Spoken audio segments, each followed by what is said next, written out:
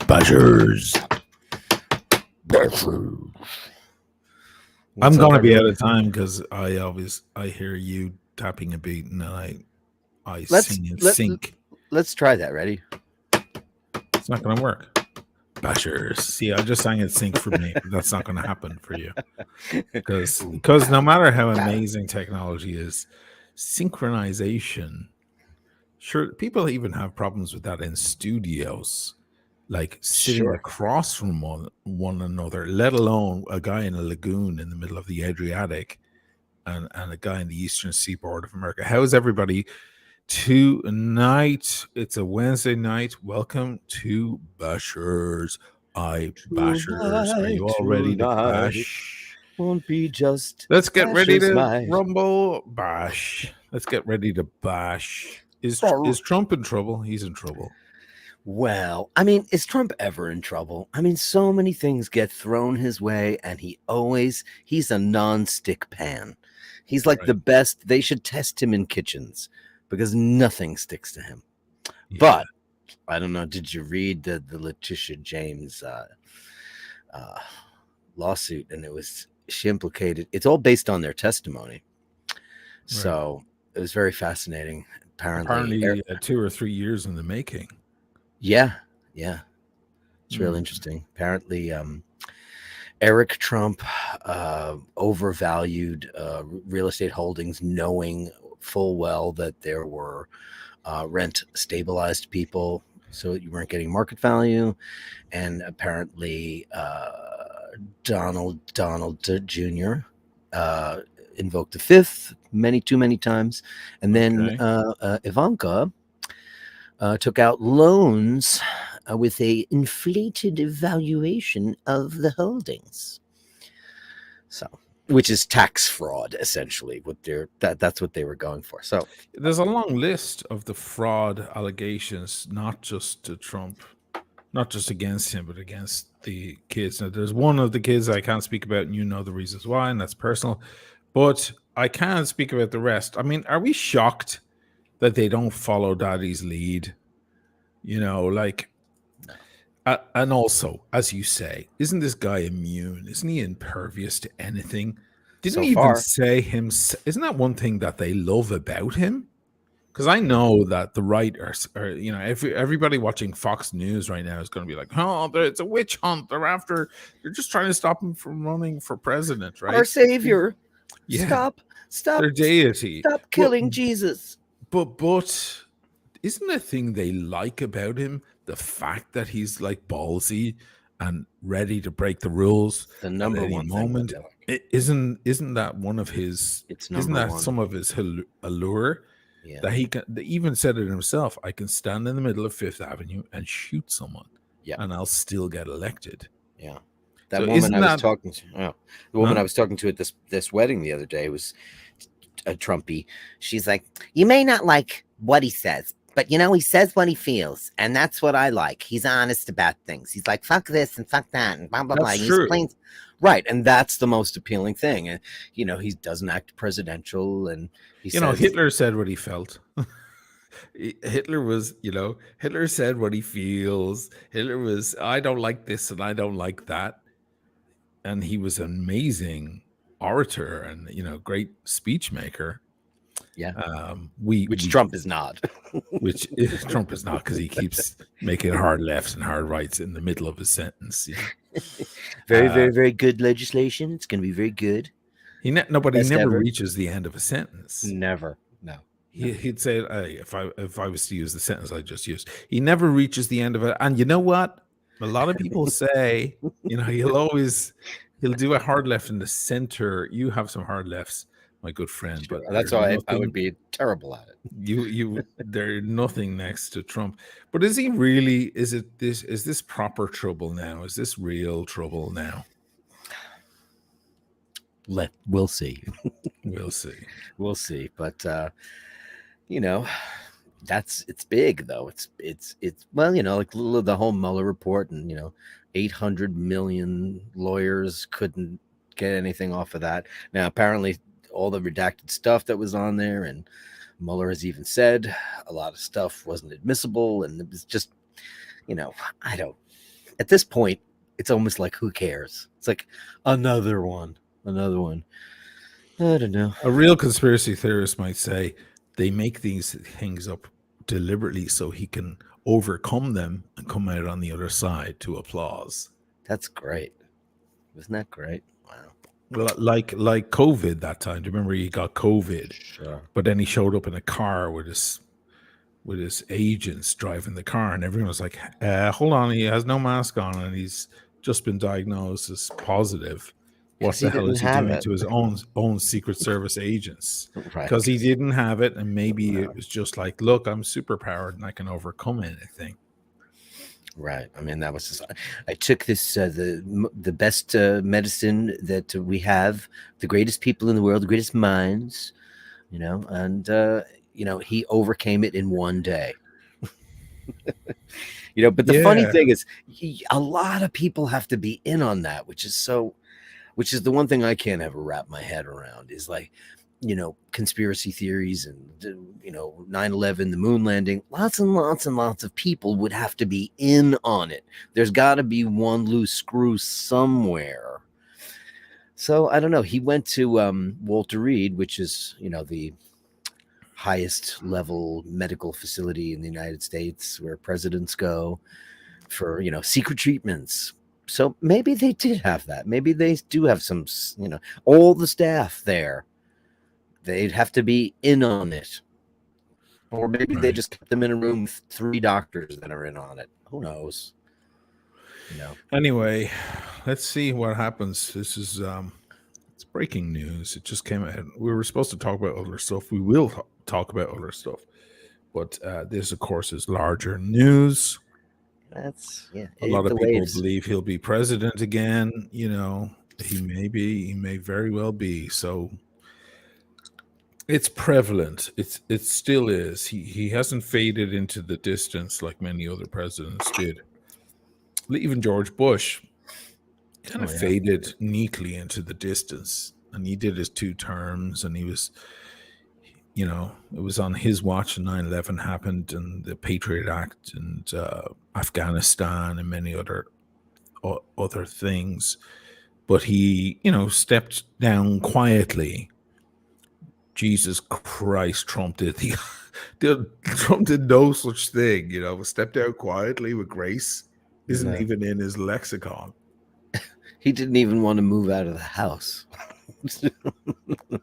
Yeah, right. He wasn't going to go. Remember that? He was ransacked by his biggest fans. Yeah. I don't know. I have no doubt that his offspring are in on his stuff. Yeah. They're very, very driven people, and I don't see why they wouldn't take his lead. But I have a personal belief, and we've talked about this in private, and I won't talk about it too much in public, but I have a personal belief that certain people, a certain person in particular, might come to fruition and might become president, and the crux of it will be leaving their father, as in turning their back on their father. Sure. As in, like, yeah, he was good, but I'm better. Oh, there's no doubt that's in their DNA to throw any one of them under the bus. Part of it, yeah. Sure. As like, Daddy, I love you, but I'm going to throw you under the bus tomorrow publicly on Fox News. Is that okay? You do whatever you got to do. Yeah. You go. I think that's going to be part of it. Like, yeah, like my father made many mistakes, and here's, Trump 2.0, and boy, I'm better. Right. Could very well be. We have talked about that. I felt that. Yeah, we've talked about it. We won't get onto it. If they don't get indicted on all of this crap, then sure, why not? There's plenty of people that are still firmly entrenched in that camp. Listen, for people in New York, especially, like, I'm from Jamaica, Queens, so like that guy's been in my world my whole life. The Trump People organization, like I've said before, I knew his mom pretty well. She was a customer of mine when I was slicing cold cuts at the deli, and she was a lovely lady. His whole family were boozers, and he's not, because the rest of them were. So he was too driven for that. That guy has never paid a bill. He's never made good on a deal. Everybody's always known that he's just been a shady bastard. But before everybody comes and barks at me, I think all big businesses do what they do. I think every corporation in the world inflates their values and says their stocks are underperforming and says all of those things that will give them tax breaks. I don't think that they are singularly guilty of that. I think all of the companies are doing that. That's how they make money, by pretending we didn't make any money this year. We can't pay the tax, blah, blah, blah. Meanwhile, they've got holdings in the Azores and the Canary Islands, and they got money everywhere. So, I'm not throwing him a bone, but he's certainly not the only one that's done exactly what Letitia James is saying. Everyone's done it. And, we didn't have all the information, the ability and the accessibility to information that we have now, the instantaneous information. The Kennedys were no relation, were amongst the most corrupt. I mean, his brother was the attorney general. Talk about nepotism. And the Marilyn Monroe thing and the whole Peter Lawford and the Rat Pack and Palm Springs, those guys were dirty as fuck. Yeah. But we just didn't have the accessibility to get the information for that. But why was Kennedy shot? Okay, I'm not going to get into those whole things, but that was a hit. That wasn't just some crazy one guy who did that. That was there are very few people who believe that it was Oswald. I remember. Did you ever meet Susan? I dated her for 6 months or something. She was working with Peter Jennings way back in was it 2000, 2002? I can't remember. But she oversaw oversaw, I should say, the Peter Jennings documentary that came out on the anniversary. So I guess it was 2003. It was the 50th anniversary of his assassination. And we were at dinner in Williamsburg and talking about the whole thing, because it was the only broadcast that corroborated the official story. Every other broadcast on History Channel, Discovery, whatever you want, was all about why the CIA might be behind it, why different groups may be behind it. Funnily enough, nobody ever talks about the Mossad. That, I personally think it's most likely the Mossad were behind it because of Dimona. And they wanted to keep that whole nuclear proliferation project secret, and he wasn't into that. But they put out the only broadcast that actually corroborated the official story. Just little loser loner Oswald was behind it. Yeah, exactly. Crazy. It's great. It was very interesting. It was a very interesting thing to hear the official story. The official story now pretty much universally neglected by everyone. By everyone, yeah. Right. So somebody had mentioned 9/11 there earlier. The official story we all know. In 50 years, will everyone neglect that? Because that's a conspiracy theory of its own. The official story is a theory of conspiracy. Right. So, and how many conflicting conspiracies are out there on that story? Well, we don't even want to go down that rabbit hole. So it's interesting how these things go by, and with time they mature, and then you see them from a distance. It's interesting. But yes, the Kennedys were corrupt, and it seems most politicians are corrupt, especially those who rise to a certain level. Surprise, a fucking prize. Yeah. Okay. And a lot of people believe, a lot of Trump voters believe, that he is the uncorrupt. Right. Because he's the guy who didn't need sponsorship. He had his own money. And he's the guy who said fuck you to everyone. So they saw him as a kind of a maverick, a rebel. Right. He made his own way. Didn't use the lobbyists, didn't use all of the super PACs and all that crap. Didn't do any of that. Did it on his own dime. And one might say he hasn't been rubbing shoulders with the elite of, you know, of Washington D.C. What's the name of that street there? I was about to say Downing Street, but that's London. Pennsylvania Avenue. Pennsylvania Avenue, yeah. But the truth is, he was rubbing shoulders with all of those. I mean, there are lots of photos of him like partying with, right, in a different way, in an informal way, in a celebrity way. He didn't do it, you know, in the muckety mucks of politics.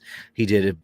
Cindy Crawford, Donald Trump, George Clooney, they were all at the gala.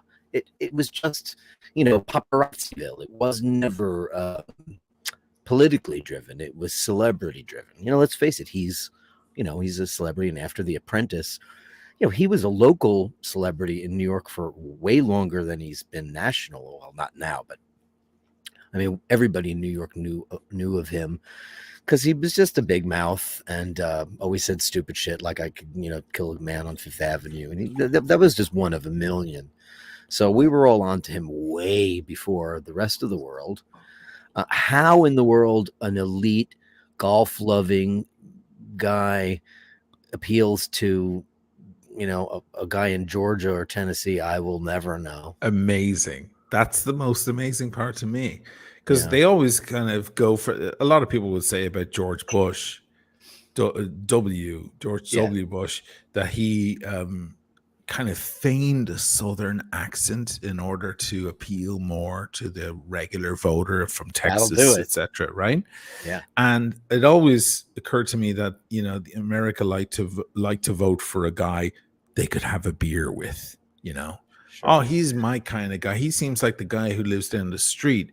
Whereas they were turned off by the elite, the people with a large vocabulary. I'm sorry, you know, but, you know, guys, you know, people who seemed like down home, highly educated elite seemed foreign to them. It was intimidating, you know, to use big long words and long phrases and so on. And also, I don't understand none of that double talk. All I know is that man's telling me I can get my feed for about 50% off. That's what I'm talking about. Provide for my family, down home, local. It sounds American. It's appealing. It's appealing, and I trust that guy. I trust the sound of that guy. Your husband works in coal. I'm going to help the coal industry. Sure. You know, coal. Doesn't matter what the fucking price the world is paying with carbon emissions. Doesn't matter. It matters that you have to put food on your table for your family, and I'm going to appeal to your family only because there's lots of you, and blah blah blah. We know the whole thing. Yeah. The funniest thing to me, like, Trump wouldn't be caught dead in Texas or any other fucking place. He wouldn't be caught dead. Shithole countries. He has a golden toilet seat. That's not a joke. That's absolutely real. He truly has a golden. It's not a golden toilet seat. It's a golden toilet. It's a golden toilet. The whole thing is gold. He's been riding in limousines for God knows how long around Manhattan, New York. He's been rubbing shoulders with the elite. When he was in his first 2 years, I was still in New York, and my good friend, we had an office together down there, downtown, down in the financial, and he plays a lot in stock market. And therefore, I was going out for lunches with him and other friends, he and other friends, I should say, that are doing the stock market thing. And they were making thousands before lunchtime. Sometimes you'd make 100 grand. We'd all go out for a steak dinner at 1 in the afternoon when I totally don't want a steak. I just want a fucking coffee in my hand and a croissant. But they would get very excited about Trump all the time because Trump would often make claims over the weekend that would affect the market. Yep. But they would read all of his comments that he would make publicly as market shifts, because they would just say, this guy is our greatest criminal. He's on the inside, and he's able to go on the news and go, I think the UPS is a scam, and so on. And then all of a sudden UPS shit goes down and everybody shorts UPS, and they're all like, they're waiting for his command to make money. and it was I saw it from the inside. I saw how his language, certain things he would say, were all the CNN and Fox and so on would be confused, going, "What is he talking about? Why does he have a gripe with the post system all of a sudden with USPS or UPS?" But I would hear it from these guys like, no, we're all waiting for him to say that so we can all short that or we can all do this. All his buddies are investors. They're all Wall Street fuckers. And it's amazing to me that some dude in Georgia with 6 kids and a dog, and a lawn to mow can vote for a dude like the worst person, like the Wall Street hack. The guy who's been like eating steak dinners with Wall Street suits, the worst people on earth for so long. How could they fall for that? How could they fall for that dude? No matter what you think of Hillary Clinton, like how could you fall for that? Oh, I know. But anyway, I'm getting on a tangent here, but we should mention the super chats before we do anything. Yes, Andrew Wolkowicz, 50 Canadian. You're a legend. Not in your own time, but in all of our times. And thank you. Happy Wednesday to Andrew. You. And let's see what else we got here. We have, this is an interesting one. Norris McSquirter, £1.79. OU exfoliating. Skin looks as clean as mine. That's very cryptic, isn't it? I don't know who that is. I don't know, but in this world of the internet, that could be anyone else just posing.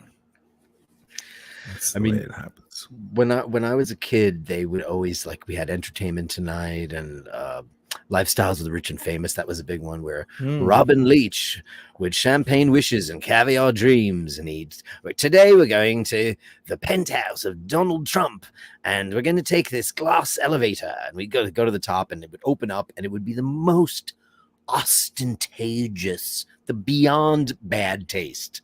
Yes. I mean, it looks like one of those tacky crystal shops you'd see in a mall.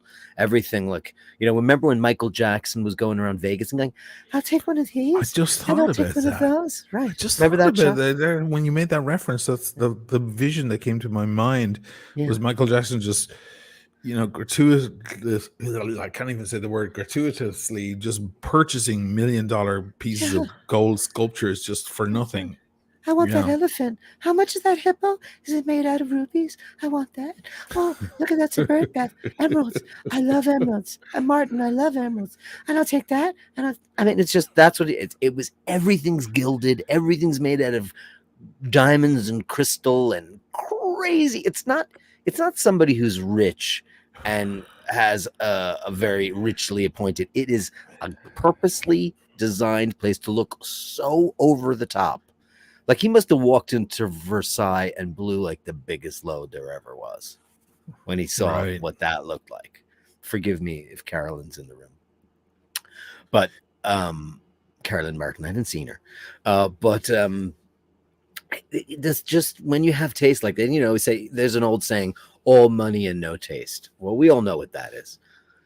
So that's him. And how that appeals to Clem and Ethel from Kisawaki, Tennessee. I don't know how this amazing emperor, amazing to me. This self-appointed emperor, now Bush W.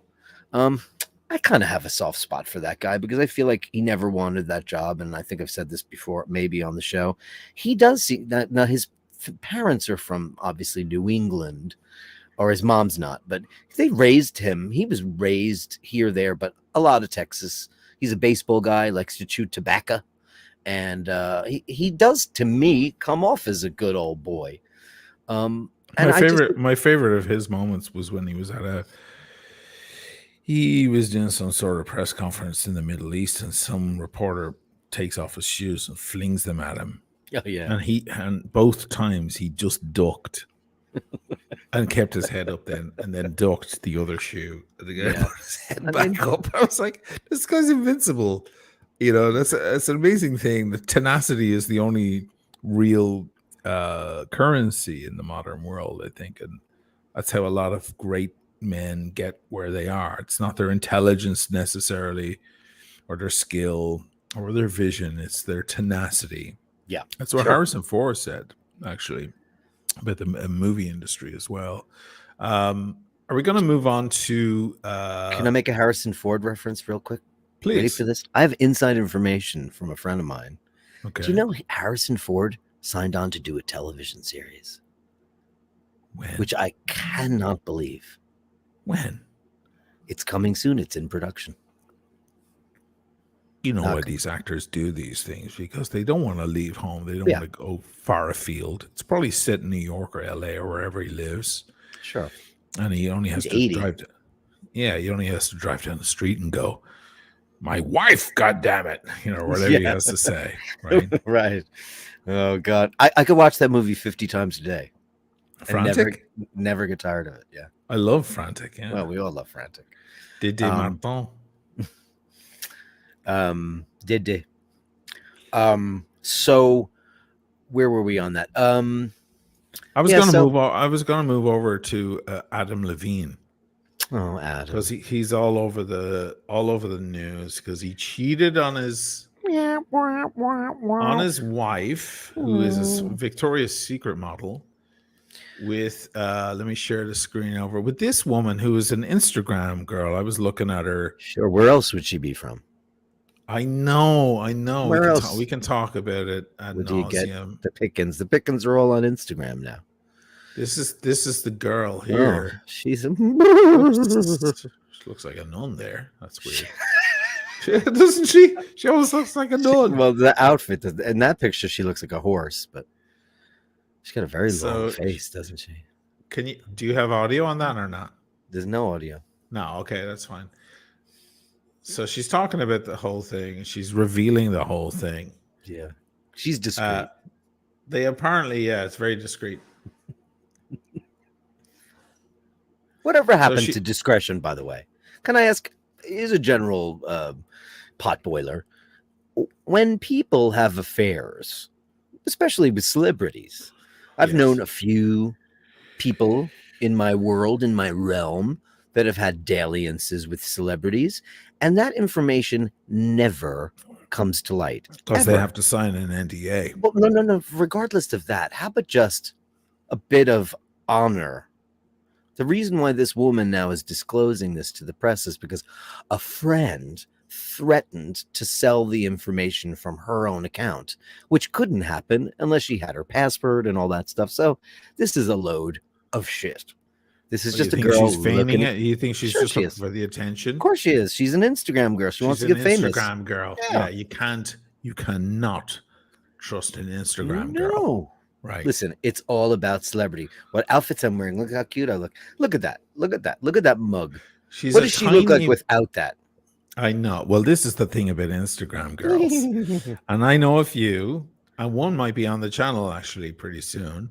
And they're not they may be pretty, they may be attractive, but they're not top quality in most cases. They're I mentioned Natalie Danish last time. She won't be on my channel. That's a whole other level.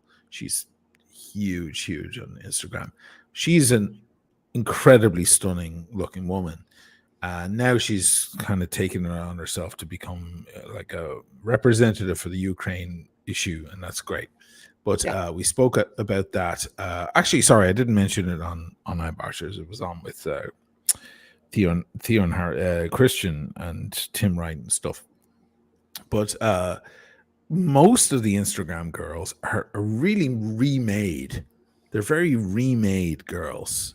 Oh, yeah. They're not necessarily natural beauties. I'm not a Bella Hadid fan. I don't find her personally, I don't find her attractive at all. If she ran over me with her tit, I wouldn't know who she was. Bella Hadid is the most. I've heard her name. Yeah, her and the Kardashian, which one, the youngest of them, are the highest paid models in the world.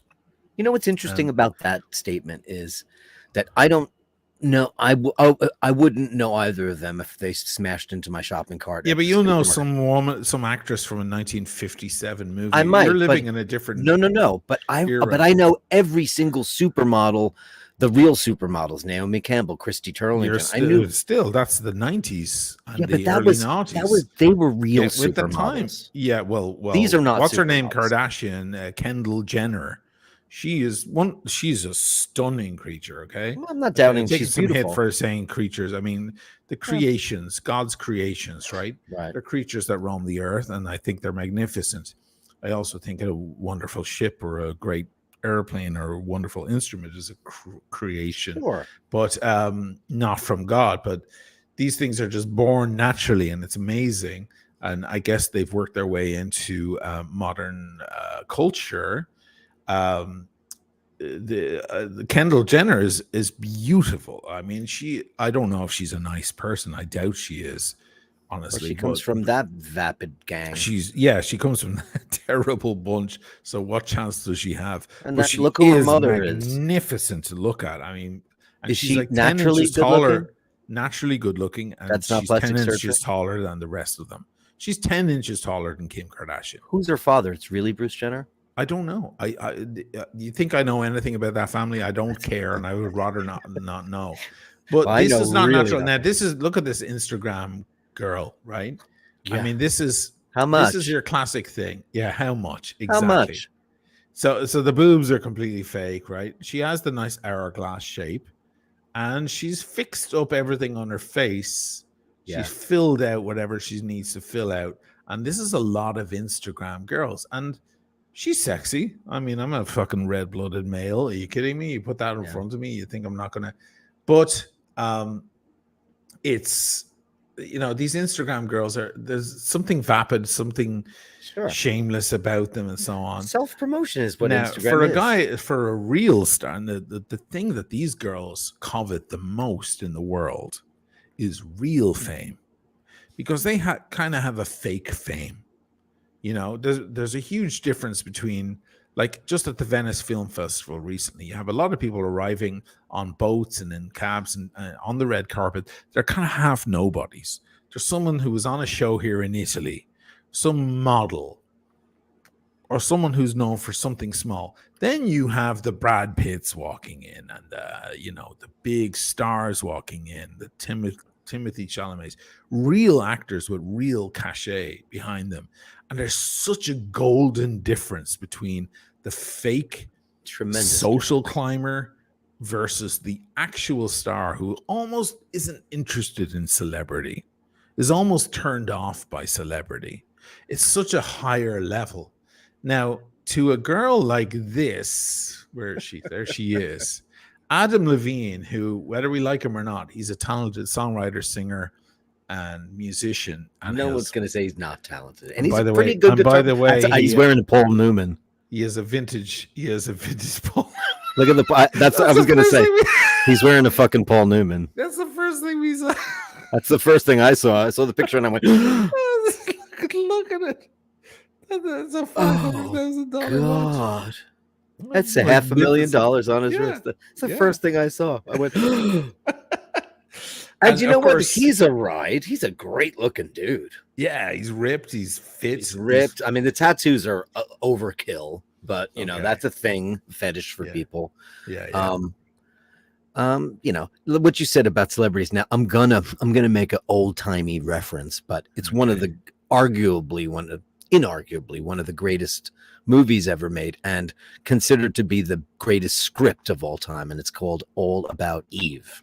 Have you heard of this film? Of course. So that's the guy that hosts Turner Classic Movies. His uncle was the writer, Joseph Mankiewicz. And it's all about a great star and a Instagram style kind of social climber who wants to get the fame but doesn't have any of the real qualities and goods to be a star of that caliber. And she gets there in a very nefarious way. And everyone hates her because, you know, she kind of tried to destroy the legendary star. And, you know, stars, what was the thing about stars is that they don't covet the fame. They almost hide from it. Whereas these people just want their Warhol 15 minutes as fast as they can get it. This girl, There's no reason why she's not dancing at Club Cheetah. To a girl like this, I mean, I think Michael Fassbender, a great actor, Irish actor, very handsome fella, been in a lot of movies, and The Flavor of the Day, maybe 5-6 years ago, Great for the actor. ladies, he was in many interviews talking about how it was just a salad bar.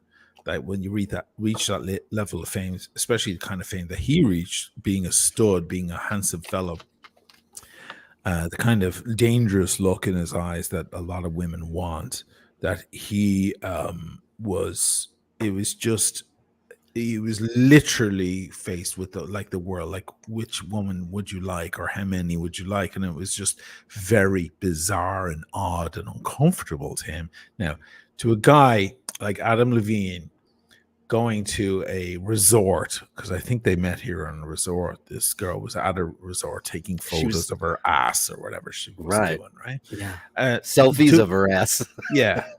To him, this is free. This is like shooting fish in a barrel, right? And to her, being associated with a real star in any way is huge. I mean, it's amazing. You could have picked a more handsome guy, but she's not interested. She's interested in this guy. So I don't know. Like, I don't know what truth there is behind it. He probably did the dirt or whatever. You know, he was with what's her name? What is her name anyway? His actual wife. This chick's name is something Pinzaloo. Pinzaloo. Bahati Pinzaloo, and she is a Victoria's Secret star, which she's if you ask me is she's beautiful, but she's like one step between an Instagram girl and a real star. Yeah, because every model that I dated always wanted to be something else. They never wanted to be a model. I would meet we did Bergdorf Goodman, for crying out loud, for Valentino. And there were models thrown at me. You were there that night. I sure was. And you left early, and there were models pushed in my face. And did any one of them say they were a model? I'd be like, oh, so what do you do? Because I need conversation first. Like I'm sorry, but I'm traditional. And what do you do? Oh, I'm an aspiring actor, or I'm a writer, or I'm a blah, blah, blah. They never said, I'm a model. I fucking shake my tush on a runway every day for money. That's all I've got to say about myself. Not that there's anything wrong with that, because there's nothing wrong with that. But they're always a little ashamed of it. They want to be something more. Well, sure. That's I was with Kendra Hyde. She was one of the highest paid models in the United States for 20 years. All she wanted to be was a singer-songwriter. And if she's in the room with a singer-songwriter, she fucking melts. I didn't know she was a singer. She's a singer. She has a record. Nathan East played bass on her fucking record. Get out. She has fucking big heavyweights, because she's one of her best buddies in the world is Mark Seliger, one of the greatest photographers, behind Annie Leibovitz. I'm not a fan of his photography personally, but he's connected with it, and she's connected. She's a very connected girl. Eric Clapton was in love with her, right, and tried to leave his wife at the time for her, right? Mm-hmm. So these big models, they're just connected up, but they don't want to be models. They don't want to be that. They want to be someone better. Adam Levine is a gorgeous guy, but he can write songs. And he can sing, and he's smart. Perform. And we mentioned him last week. How he was one of these guys that came out with a rock album, and it was successful. And he just fucking went for it. He went for it, and he started collabing with all the poppers. But he has actual cachet. Like, it's like Billie Eilish. I would probably pass that girl on the street and not notice her. But it turns out she's an incredible singer-songwriter. Now we all notice her. She is actually very beautiful. But we wouldn't notice her because she's 5'2". Yeah, she's and a little frumpy and dumpy next to these girls. Okay, I'm not being rude, or I'm just. There's a million girls that blow this Insta slut away. Yeah, Insta slut. Thank you. She's an Insta slut. So this is the text apparently, or the Instagram post that sparked her ire. So she had an affair with him for a year. Okay. And her name is Sumner, okay, like a portmanteau of summer and a summoner. Okay, like Sting, like Sting, Gordon Sumner. Sumner Straw. What's Straw? Is that Norwegian? Straw is that German? German. So Germans. She's German. And Levine. So Levine has an affair with her, and then he's going to have a baby with his wife, whom he cheated on with this Sumner girl, and said, "I would like to call my baby, if it's a boy, Sumner." Did they name it Sumner? I don't know. It's definitely not going to happen now. But that's what made her come out from, as you say, like the discrepancy disappeared. Because that just threw her over the edge. It threw her over the edge. Yeah, this is the video. She's just like, oh, shit, I can't do it here. I want to hear that. Sorry. Oh, you haven't seen this? Let me put it No, I haven't. Okay. Okay, so this is the actual thing. Listen, guys, I know this is trash talk and we may as well be TMZ right now, but that's okay. We also have profound, I would hope, ideas about this whole subject. Can you hear the audio now? Oh, sorry, excuse me. Try it now. You know, I was young, I was naive, and I mean, quite frankly, I have to go back to the beginning, though. How do I get to the beginning? I can't. Exploited. Okay. I wasn't in the I am now. So I was definitely exploited, manipulated. Maroon 5 is practically elevating me to the point. So I'm sure you know who Adam Levine is. But Adam and I were seeing each other for about a year. After I stopped talking to him over, a period of months, this is how he came back into my life. He said, okay, serious question. I'm having another baby, and if it's a boy, I really want to name it Sumner. You okay with that? Dead serious. Just vocal fry. Vocal fry. That's really fry. Dead serious. I was like, I'm in hell. Like, I have to be in hell at this point. Oh, yeah, you're definitely in hell. You're in hell. I mean, I'm surprised she survived. I wanted to handle this privately. I never wanted to come forward because obviously I know the implications that come with doing what I do, making money the way I do, and being an Instagram model. So being tied to a story like this. She mentioned that. I know the stereotypes. I had sent some screenshots recklessly to a few friends I thought I trusted, and one of them had attempted to sell to a tabloid. So here I am. Nathaniel says Stroh is also a beer. I think Stroh is actually a whiskey. Stroh is a beer. Oh, it's a beer. Stroh is a famous shit beer in America. It's like the shit. Okay, because there is a straw beer, whiskey, I should say, a very strong one, very very strong one. Okay. Anyway, she's a class act. This girl here. Oh, she's classy. Now this is the newer one, so I guess she's. I just wanted to make a part 2. I feel like it's obviously necessary. Hindsight is 2020. I initially wanted to go in and talk about how remorseful I feel and how embarrassed and disgusted I am with myself, but I didn't want people to look at it and think like, oh, she's playing the victim. But in reality, it had the opposite effect. Something I now realize I didn't touch on enough was the fact that one of my friends had attempted to sell it, which I realized yesterday whenever they reached out to me for comment. And so I was completely frantic. That is why that video is, for one, just so all over the place, and two, why I didn't touch on some of the things that I initially would have liked. So in this video, I'd like to address some of those things. I only came forward because I wanted to kill whatever story the tabloid had. The most important part that I did definitely gloss over is the fact that I was under the impression that their marriage was over. I believe that they were keeping it quiet to avoid the negative press because, as I had said, I was new to LA. So I just assumed that with celebrities of that caliber, that's just how it was. And that's why I feel exploited, because he knew I believed everything that he said because of my vulnerable position of being new to LA. Also, he was DMing me straight from his verified Instagram account. I didn't have any reason to further question it. But I now realize that that was likely a manipulation tactic of his, just hiding in plain sight. As soon as I had realized that was not the case, I had cut things off with him. In retrospect, I wish I would have questioned things more. I wish I wasn't so naive, but being naive is not an excuse for what I did in the role I played in this. Again, in no way was I trying to gain sympathy, and I fully realize I'm not the victim in this. I'm not the one who's really getting hurt here. It's Beati and her children, and for that, I'm so sorry. You look sorry. She's so brave. He's so brave.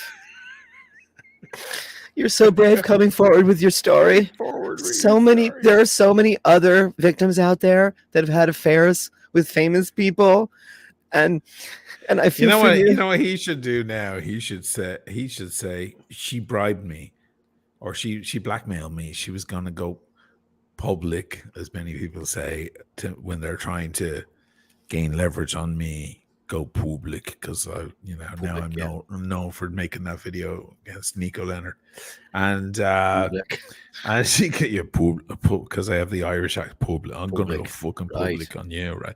And he should say, well, she threatened she wanted $2 million, and I said no, and that's why she's coming out with that. That will discredit her immediately, because once money is the objective, then people just walk away. I do like the difference between this video. You see, she has a little boob going on because she has these big fat fake boobs and the cross, and then the new, of course, she loves Christ. And then the new video where she's tidily buttoned up. Did you notice that? Well, yeah, she's a good girl. She's a good girl, and he likes those shiksas.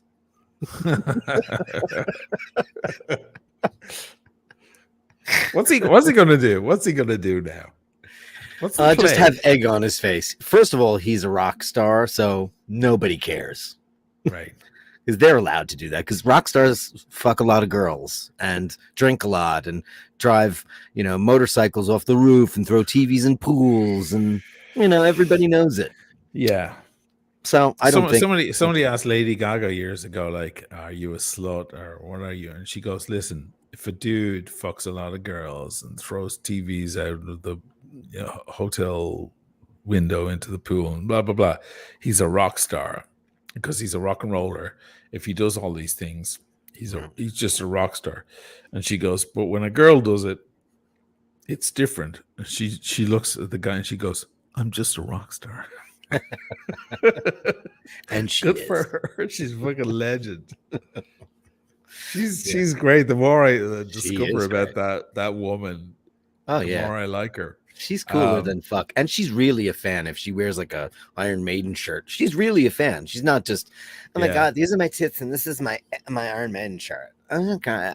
Yeah, she'll actually know the records. Yeah, she goes to the shows. Yeah, I mean, the Metallica thing was kind of embarrassing, but I think they're kind of embarrassing.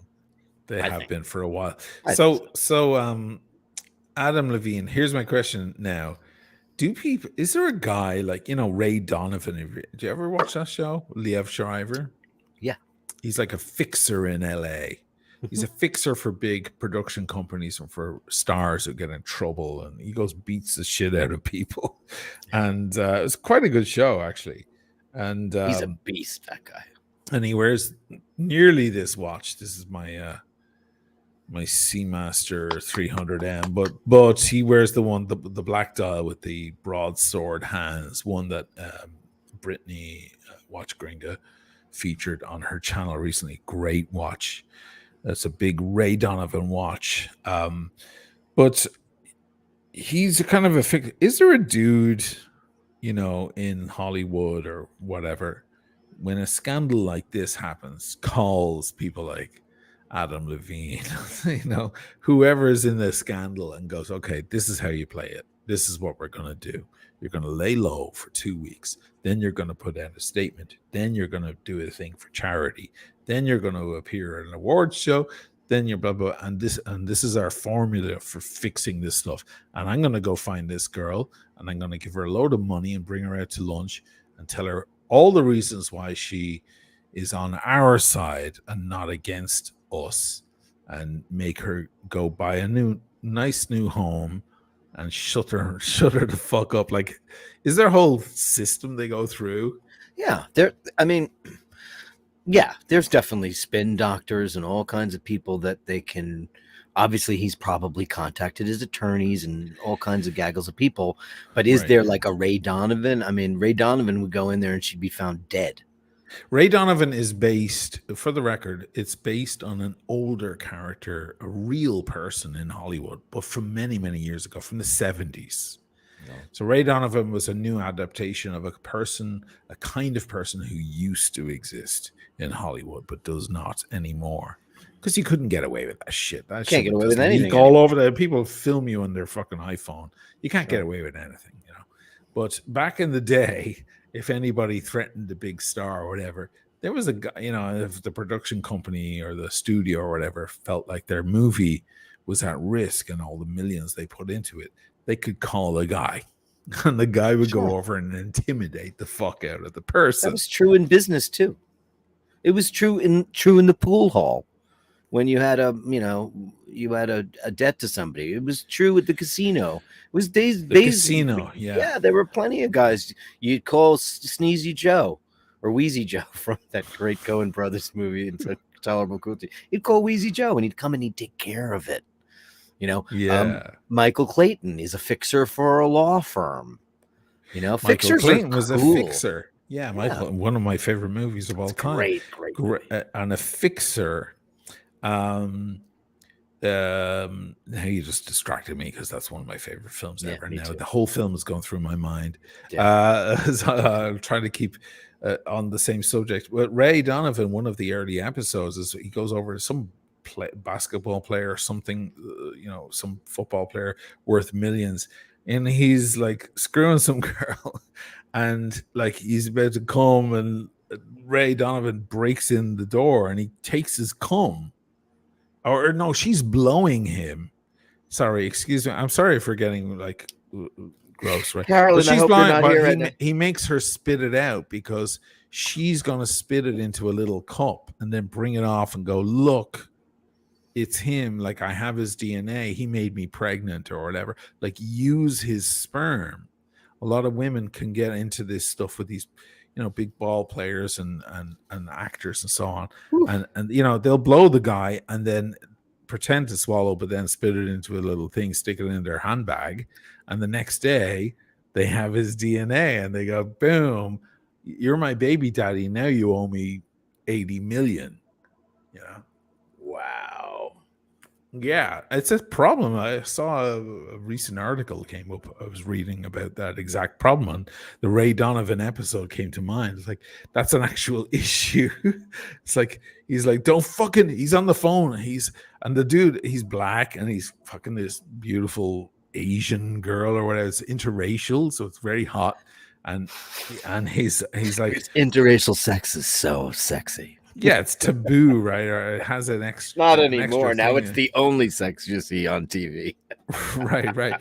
But he's like, what are you doing? He's like, leave me alone. I'm fucking a white girl or whatever he says, and he's like, don't fucking, I'll be there in 5 minutes. Don't fucking do that, And then he has to kick in the door and kick the bitch out of there.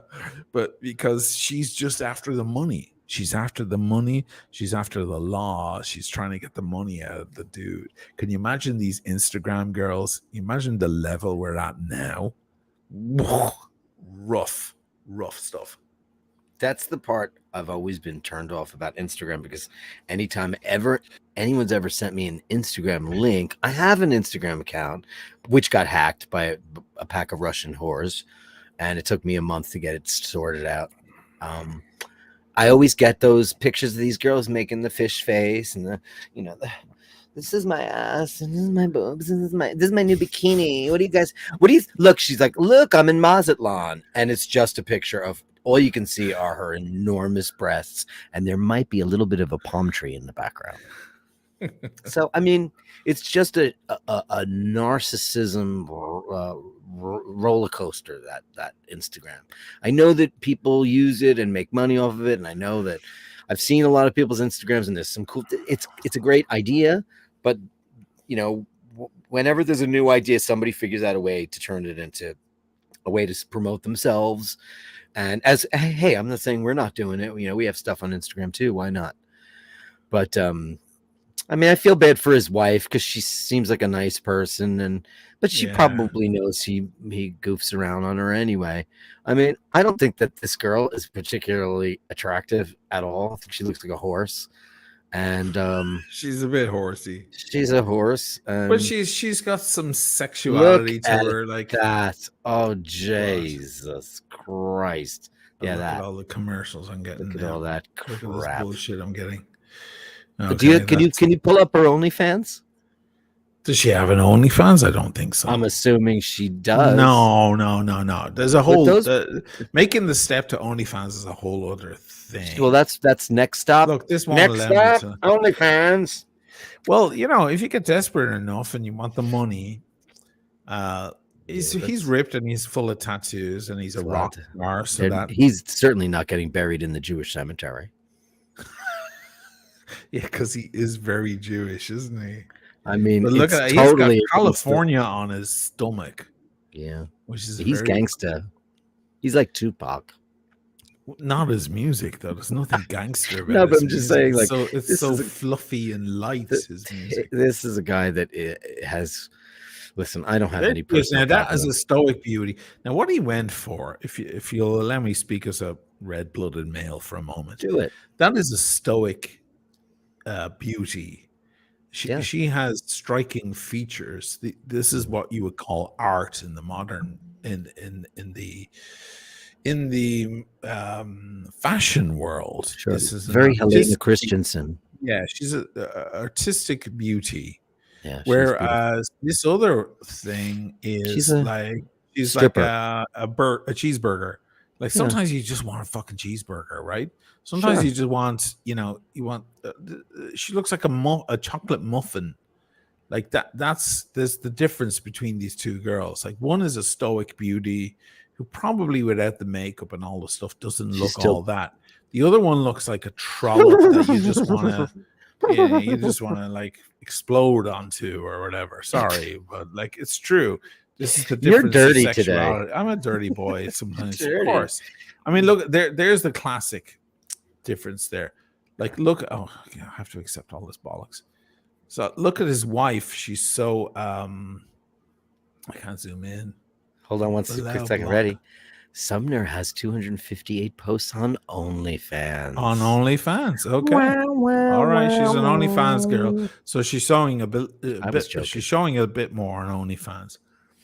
Yeah. I'll tell you one thing. How much for the 24 hours? Her whole Instagram and OnlyFans is probably doubled or tripled. Yeah, because people are stupid. And like, and what are we talking about? And I never knew about her before, right? Nobody knew about her before. This is her moment. I'm not talking about them because I give a shit about. No, it's because it's bashers. I give a shit about we're bashing it, and I'm interested in the phenomena, the human phenomena of what's happening here. Now, I mean, she's a pretty girl. She's sexy. That's what I would call just a purely sexy girl, not especially magnificent beauty, just a sexy girl, and that's okay. There's nothing wrong with that. Excuse me. There's nothing wrong with that. No, his wife, on the other hand, has a stoic, timeless beauty that is meant for posters and. What kind of a name is that? Prinsloo. Is she like part Indian? I don't know. Like from India, or is she part of the British Empire, where the British soldier went and copulated with a beautiful native local? Right. Yeah. And she's the that's what happens with imperialism. Sure. So anyway, interesting. It'll be fun to see how he wiggles his way out of this shit. It's gonna be. I don't think. But he'll probably lose his wife. Probably. No, I don't think so. Well, if you don't think that embarrassment is big enough? I mean, all depends on what she signed up for when she married a rock star. Because she married a rock star. It wasn't like she came up with him and they struggled together. He married her way later. Right. Like well after he was a zillionaire. So unless maybe she's been calculating this for years, waiting for her payday, she probably had to sign a prenuptial. I would imagine. I don't know. I just think that's just part and parcel when you marry a rock star. If you're going to marry Tommy Lee, he's going to love you till the end of time. and just cherish you forever as his one and only. No, he's going to go down to the Cheetah and he's going to fuck like 3 girls that dance that night and get a hand job on the way home in the park. So there's a classic photo there. There's his wife with no makeup on. She's just got her regular sweats on. She's not in the mood. That was one of the things with I shouldn't say her name, model that I dated for a while. She had done so much. Sometimes I'd look at her and go, like, we're going to dinner. Don't you want to? I'd actually say, like, don't you want to get a little dressed up? She's like, I'm sick of it. Like, my whole life I've had makeup on. I just want to relax. Like, my whole life has been makeup and hair. Can't I just put on sweats and tie my hair up? And I'd be like, okay. But, like, you know, all right. In that case, I'm coming along in my fucking boxer shorts. Is that cool? You know what I mean? Like, but so you can tell this is a model who's had makeup on since she was 17 years old. She's sick of it all. She hates that world because that's been her life. So she'd rather just go out like this. But then he is a male and he's going to see Instagram girl in her bikini with doing all her thing. It's going to be what's that song? You made me aware of that song, and God damn you for doing you and Paul. What song about it's an old song, and it's about getting beautiful, like always remain a lover to your man. It's an old song. Shit, what was the fucking name of that song? Hey little girl, no, it's a song from her. Oh, that's it. You're right. That's called Hey little girl, do your hair, fix your makeup, soon he will come through the door. Don't be afraid, wear your hair still in curlers, you won't be married no more. Oh, wives and lovers, because wives should always be lovers too. Yeah. It's you have to keep singing it, because if we put it on the thing, we'll get demonetized. So you have to just keep going through the lyrics. I just stopped. Wives should be lovers too. Yeah. Put on your makeup. He'll be home soon. Little girl, do your hair, fix it. It's Andy Williams, one of my absolute all-time favorite singers. Full of the lyrics there. You could just go through the song because you're a great singer. Hold on.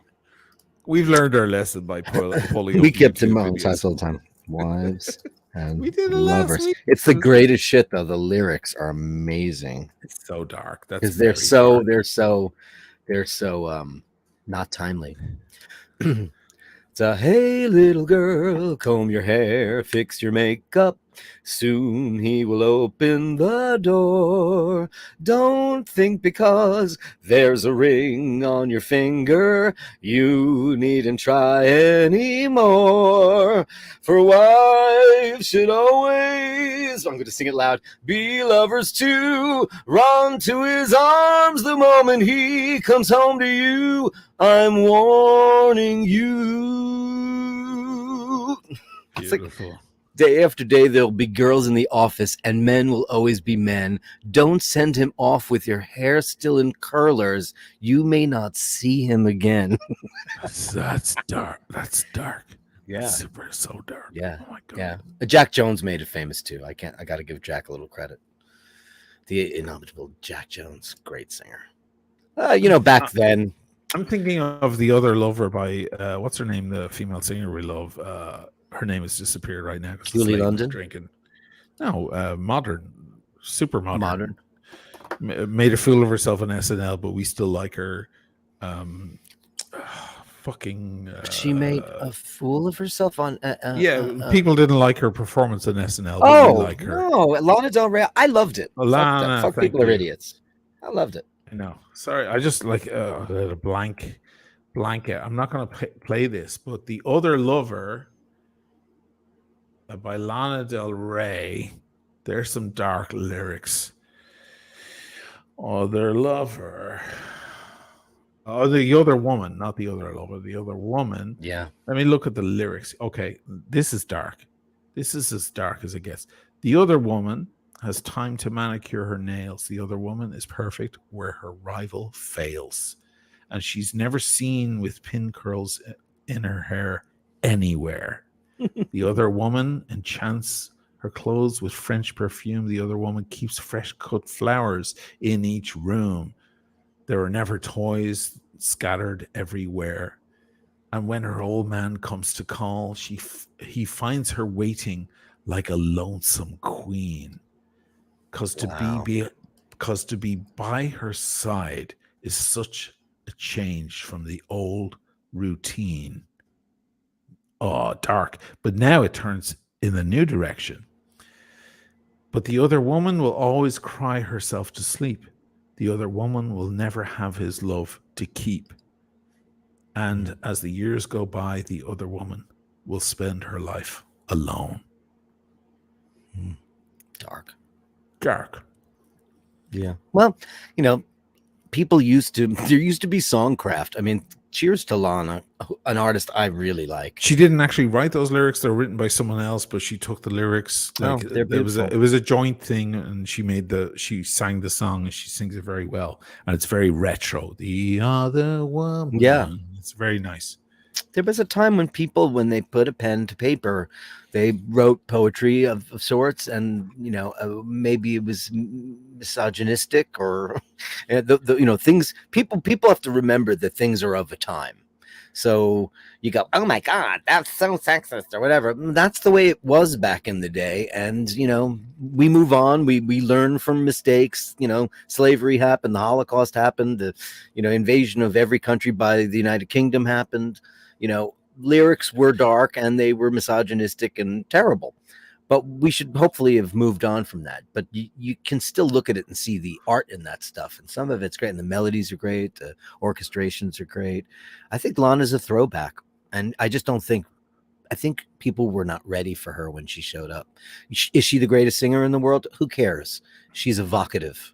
Who's her biggest fan vocally? Axl Rose loves her.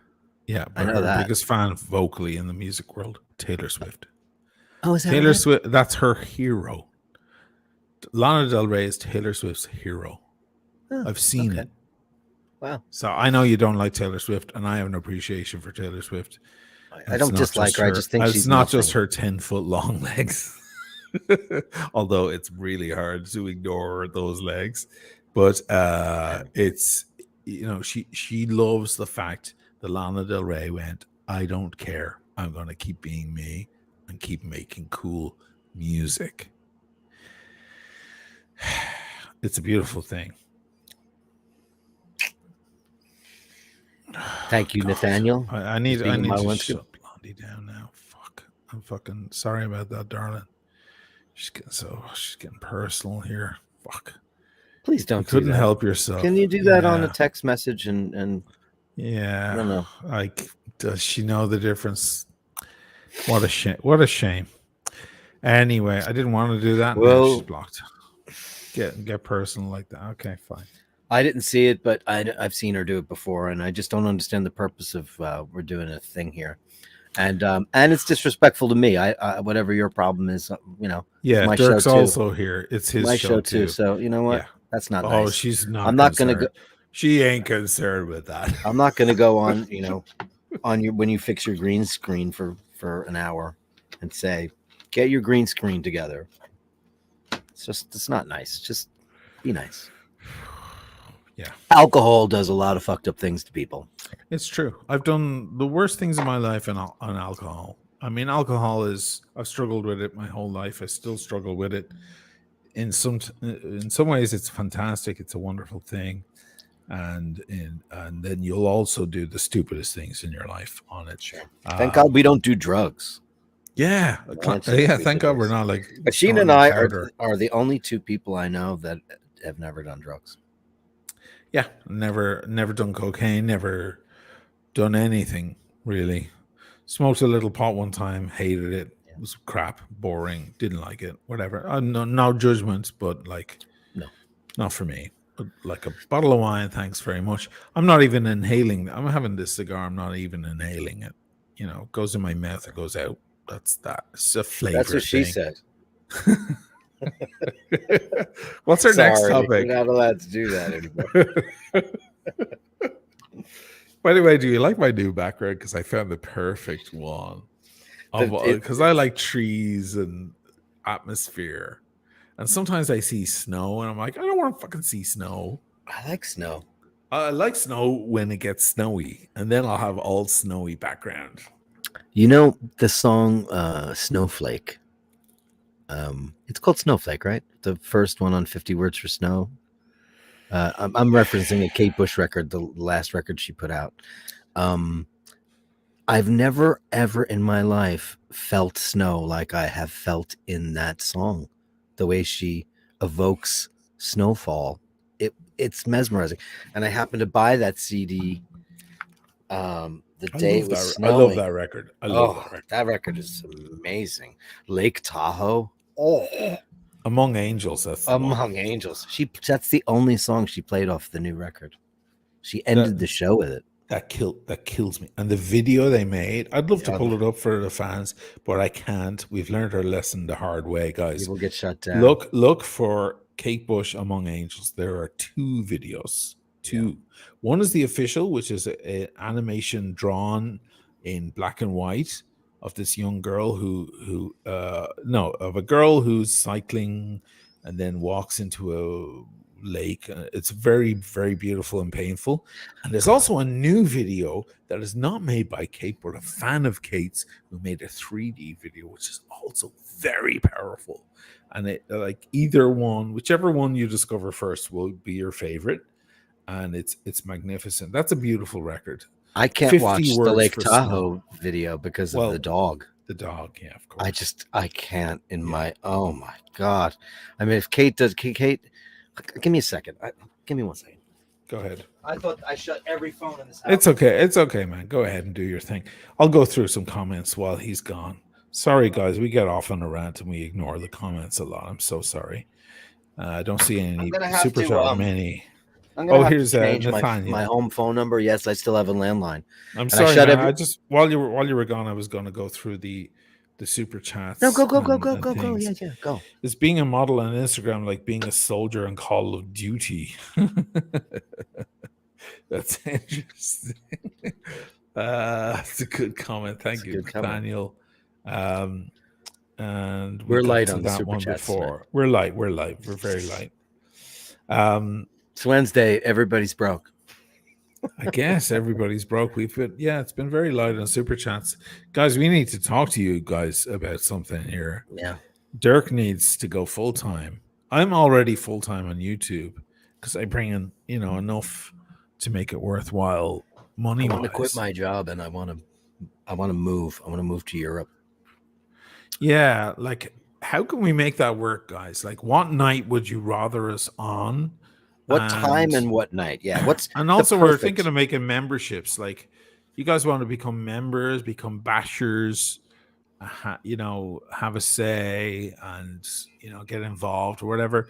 And I'm not interested in any of it. I'm just interested in having Dirk on here with me full time so we can just do this and, without limitation. And, quite often we come on very late because Dirk is working at the bar. He's serving drinks at the bar there in New York, and he has to come on very, very late, and that's why we start. So we'd like some input from you guys if you're interested, and I think some of you are.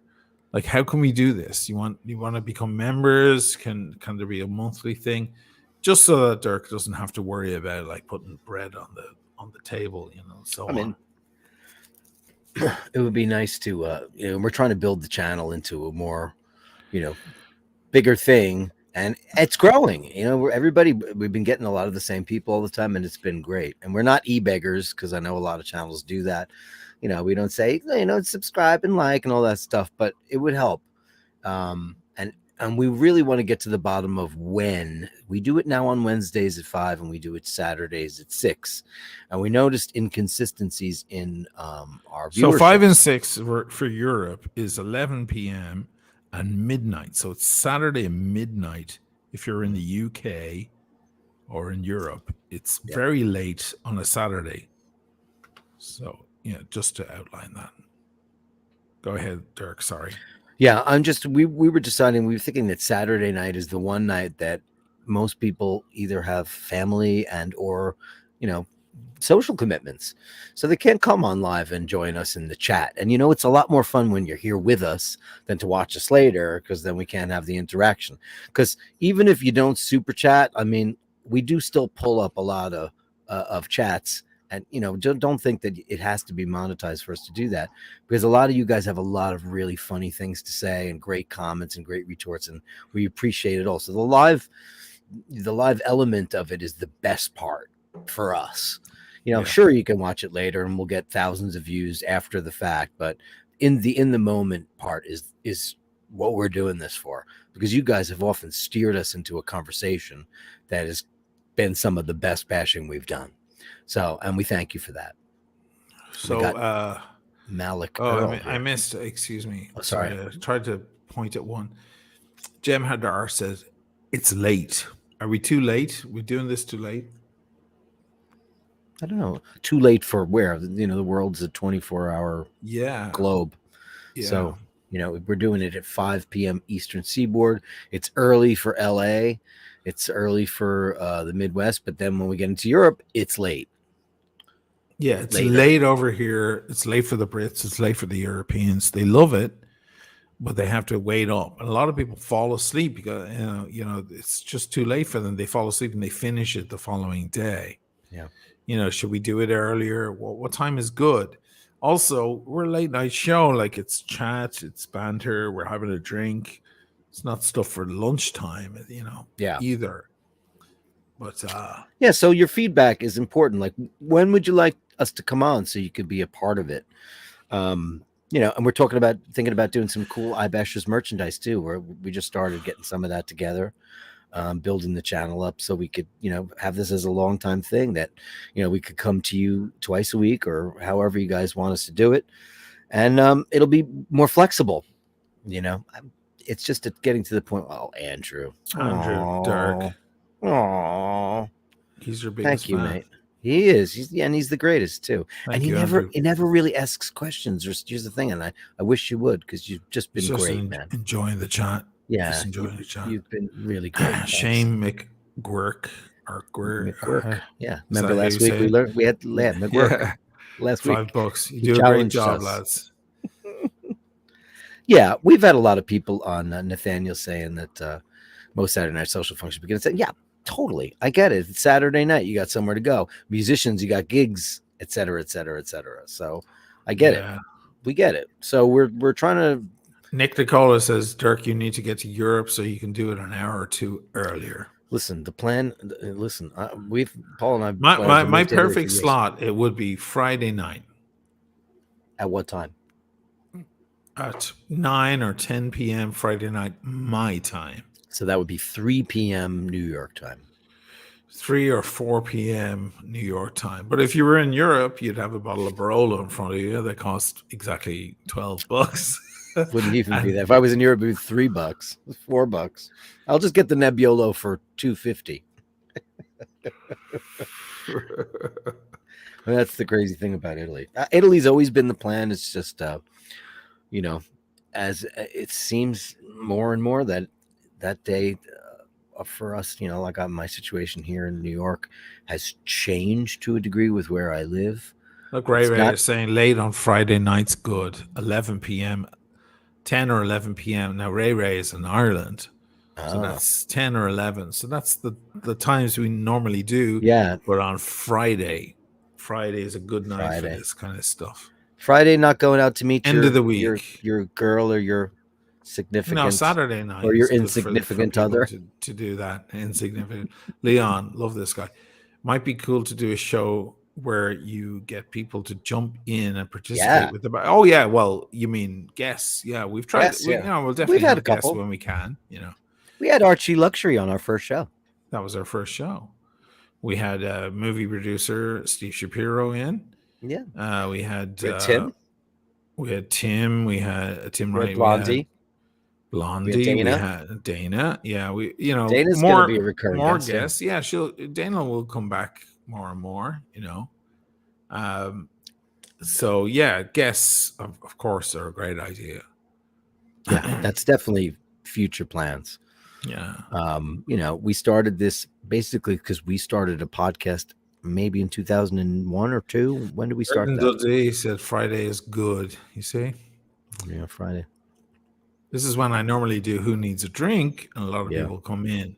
Yeah, I work Friday, so I can't be in front of a mic until 6 p.m. on This Friday. is what I'm saying, guys. This is what I'm saying. Let's figure out a way to support Dirk so he can fucking just do Fridays with me. You know, I could. I don't care about the money. I'll send it all to you, man. I could do Friday at 5 my time. Okay, that might work. I could do. Only because now I'm getting out a little bit earlier on Friday because just the nature of the business there. Yeah. So yeah, I could do that. But like, listen, in the future, we want to build this into a bigger channel and have more flexibility and all that stuff. And you know, I already told you how old I am. My back is killing me. It's just getting how many, and I don't have pints of beer in there. I have 2 beers. How many phones are in this fucking house? Your phones, it's okay. We can't really hear them. Oh, that's good. I mean, I took the batteries out of this one, this fucker. I shut off all the I think I have to shut down this test guy. He's being a troll here. Who's Test? Goodbye, Test. What did he say? He said a couple of unsavory things. Oh, did he? Oh God. I could feel his energy moving into that, and at this point, I have zero tolerance. Like, you want to get weird and nasty and be a detractor, you know. Throw it at the wall, pound sand, as they say. Mark, Dirk is a legend. Love his Mon-based views. What's Mon? I don't know. Was that a typo? I don't know. Leon 999, thank you for Dirk and for Oisin. Give me the line. Sometimes you just want to bang the cheeseburger. Sometimes you just want to you want like a little, you know, you want a hot little thing. She ain't your, you know, queen. You know, Madonna had a great statement years ago when she was a viable sexual partner. She said, Carrie Fisher and her were talking, and she goes, "Are you dating any celebrities right now?" She goes, "No, I prefer to dip into the population." It's kind of like the cheeseburger line. Because you know what's funny? No matter how hot your favorite celebrity is, there's some regular Joe or Jill on the street who's way hotter. Way hotter in real life. In real life. There's always... Yes. You will walk down the street in New York City and you will be gobsmacked by some of the stunning beauties in this town. I will say, when I was in Croatia, we were sitting in, I believe we were in Split, and we're having a beer, a Nojusko, which is a great beer there. And I was looking around, and every woman had to be 6'1", 6'2", and I have never seen longer legs or more beautiful women. They were chiseled out of granite. Yeah. They were just stunning, and then the men were equally a rough, kind of like cement mixery looking, kind of truck driver, sexy. But wow, I mean, there's for every Bella Hadid and all these whatever that Insta slut that Adam Levine now regrets banging. You know, because listen, when you're married and you do that, you know. You regret it the 5 minutes after you leave their hotel room, and then you forget about it when you get in the cab. But you can't forget about it, and you have to be contrite. You have to, when it comes public, as anyone who bangs one of these Insta sluts, you are playing with fire. You are gonna get nailed. It's gonna come out because that's what their job is. Their job is to bang you and post it. Because of, look at John Mayer and Taylor Swift and all of these celebrities that kiss and tell. Everyone's a kiss and tell now. No one can keep it in there. You know, no one. Well, John Mayer didn't. Taylor Swift did. Yeah, well, and then he retorted. And he retorted. Yeah. Sure. And I mean, your body is Wonderland. We all know about that. That was all about the dum-dum, the tuna fish, chicken of the sea girl. Oh, Simpson. Jessica who has Simpson. For a stupid girl, she has a $5 billion shoe line. Really? Yeah, she's got one of the vegan shoes. Now that is the classic sexy girl, like not the girl you want to marry, but the girl you want to, for like one Pam night. Anderson. Like Pam Anderson. You don't want to marry a girl like that. You want to, you have fun, but you don't want to marry it. Like that's not marryable material. That you run away from that stuff. That's not a girl you want to look in her eyes every single day for the rest of your life, especially when the kids are crying and shitting everywhere. And that's not a girl for that. You want a much more solid woman. You want Claire. You want to marry Claire. Claire Kelly. Your average, everyday, gorgeous, fresh-faced, freckled girl that, does the washing. Matthew, what I'm wearing, what's on the wrist? Matthew Helm says, I am wearing the Speedmaster, a Seamaster, 300M, my first luxury watch. I've gone back to the source tonight. And that's the one. You never sold it, right? You never had to reacquire it, right? That's the one, right? It's a long story, but it's still mine. It's still mine. Good. It's in moments of momentary lapses of reason, I've made bad decisions, and it's still come back my way, and I'm so glad. I will never, when everything else is gone in hard times, this is still my beauty, and it might be one of the most perfect watches I own. And I don't care what you say about the bracelet. I adore it. Well, it is the softest, silkiest bracelet ever, though. It's steel, heavy steel like chainmail, but it feels like silk. And that's what we love about beautiful watches. Kieran Kelly, guitarist, $50. This is going straight to Dirk, by the way. None of the money of the eyebashes is going to me. It's all going to Dirk. Thank you, Kieran. Do you have a question? Maybe you forgot to put it in. If you want, you can put it in another. And he's wailing on guitar there. Thank you, Kieran. Wow. Thank you, guys. That's awfully kind of y'all. Andrew says maybe we got to hit all of anything he says. Open a bar in Italy, call it iBashers Bar, and Dirk can work behind the bar, and they bash it. It's a great idea. Right. Hey, yeah, I mean. No, but is that really an option for you?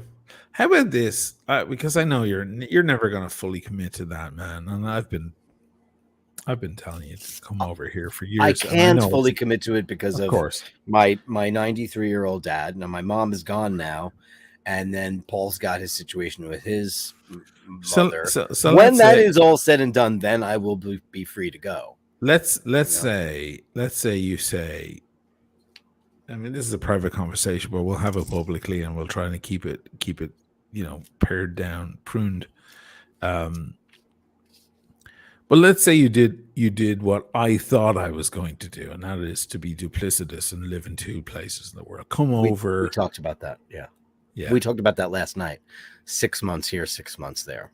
Or 3 weeks. I mean, you have your American Airlines connection, and not for much longer. Already, okay. To be fair.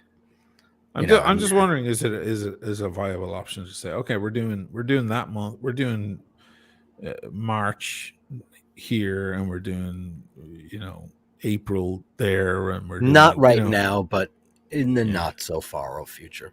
In the not so far. I mean, it's closer than it was, obviously. There's a lot of people that when they're very young, I should have done the European move 20 years ago. Because I wanted to move there 20 years ago. I should have done it because then I didn't have all the responsibilities and things. Somebody was asking me about Laverne. Somebody, I think it was Andrew, actually was saying, like, if Dirk moves to Europe, what's he going to do with Laverne? I was like, he'll bring Laverne. I would call my friend Nick, and I'd say, can you get that private plane that you took your cat Rocky from LA to New York? Because I'm not putting her in the cargo hold. Nathaniel says many pretend to be stupid for profit. Paris Hilton. So that's from last conversation. But thank you, man. I'll always have animals. I mean, I haven't ever replaced my dog because she was irreplaceable. But I'm not saying that if you don't see stray dogs in America. I only get strays, by the way. But in Europe, there's a lot of stray animals kicking around. Not where you are. but man, there's a lot. So I think if I was in Europe, I make in Florida, you're on thin ice, motherfucker. So don't watch your P's and Q's. You're banned on my personal channel. You're in here because it's fresh. I just got a Komodo. What does that mean? I don't know. Komodo dragon? Make dragon. one misstep, my friend, and you're out because you're already out of my channel. So and you know be exactly why. Not just one, not just two, not just 20, but maybe 30 comments. Horrific, hateful comments that I don't care for. We don't like that. And you can go elsewhere, man. You can find something else to do with your time. Go to that Insta-Sluts stream. Yeah, go. Yeah. Call her a whore. A Mick in Florida. An Irish man. Fucking disgrace to my own people. Jesus Christ. What a fucking ashamed. You fucking Mick. Yeah, you're a Mick in Florida. But you're welcome here as long as you play ball, man. It's okay. This is not a fascist dictatorship, but by God, it will be if you behave the same way. To move to the right. Is this true? In Italy, the citizens can get a carry permit for handguns. Is that true in Italy? I don't know. Never touched a gun, never want to. I have, but I have different needs. Never want to. I've got, I can't even show a photo out my. I have the most beautiful view out my windows, all my windows in this apartment, and there are many because it's very, very. I went to a larger apartment here, and the other apartment that I'm paying for, magnificent views. I cannot post a picture because they'll triangulate it. Mm-hmm. And I'm, that already happened to you. It already happened. Maybe it's a good song. Great, I just watched your brother and Colin sing that. They did an acoustic. Oh, that was years ago. No, it was during lockdown. Yeah, I was like, yeah. I mean, I'd seen it before, but I was like, fuck, I love that song. Oh, and so not to blow smoke up your hole, but hey, I don't mind promoting music that I really love. So we watched that on the TV on YouTube, and then it decided to start playing lots of other Mr. North titties. Played King Solomon, it was Torchbearer, and it was just a lot of I was like, oh, great stuff. A lot of good stuff, right? A lot of good. You guys songs. Don't? Do you still have DVDs available or Blu-rays available from the concert? Do you still have? You know what? The Blu-rays they were sold out ages ago. Mm-hmm. You know where the DVDs are? There's about 1,000 of them. They're in storage. They're in New York. If you want, I'll send you the keys and go over and get them. There's a shitload of DVDs there. But only because I think fans of the channel and fans of your channel would love to see that live concert. They did 2 very special events quite a number of years apart, but with orchestra. And the second one was with vocal and orchestral accompaniment, not as big as an orchestra, but for me, it was the more conceptual, better show. I liked it a lot better. That's when I had the big screen and all that. Yeah, the everything show. I thought I think it's available on YouTube, right? The entire concert. Yeah, it's on YouTube. Everything. It's called Everything Live, and then there's. I don't know if the other one, the Live in New York with the Greenwich Village Orchestras. Well, there's clips of it. I ran into a guy. I was coming out of my favorite Cicchetti place here, with a little wine and a few little tapas, and I saw a guy. I saw a wrist. I saw a Zenith car, like a fully black.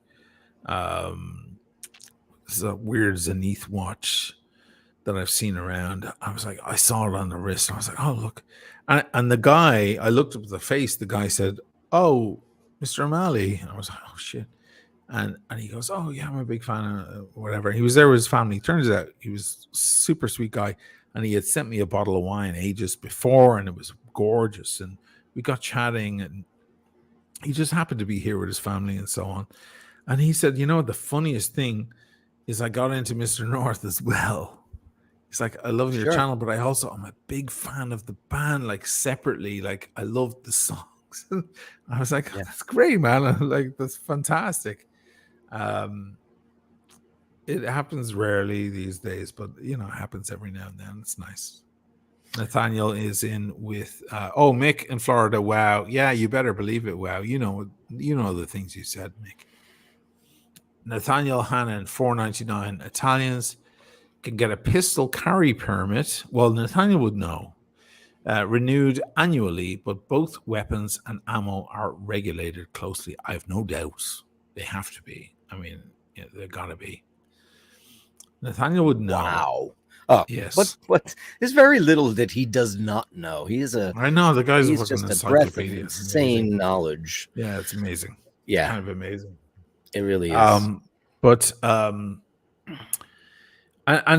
Nathaniel, I have to apologize as well.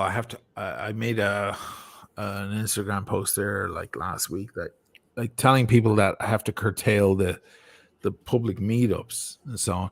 And I have to say, I've met some of the sweetest people in the world. Sure. And some of the most interesting people through those meetups. So I feel like I'm doing myself a disservice.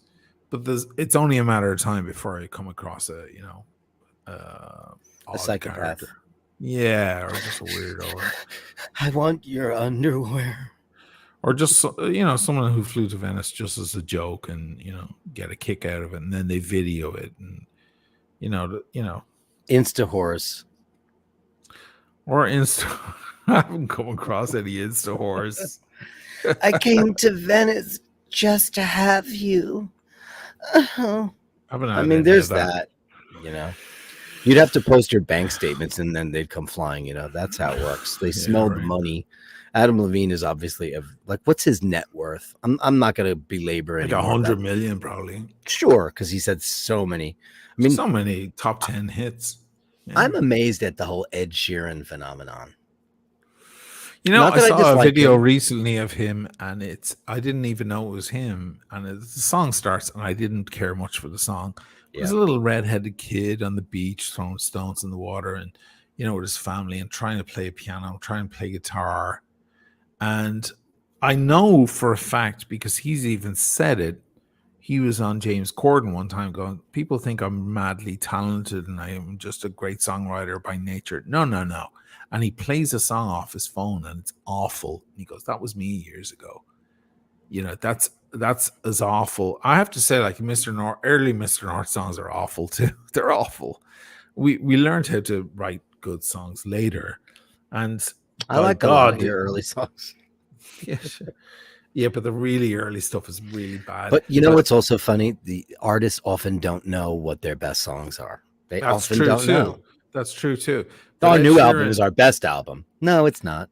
Yeah, everybody thinks their latest album is the best. But Ed Sheeran, I have a soft spot for him. I don't care much for his music. I don't. But I like. You just like him because he's homely.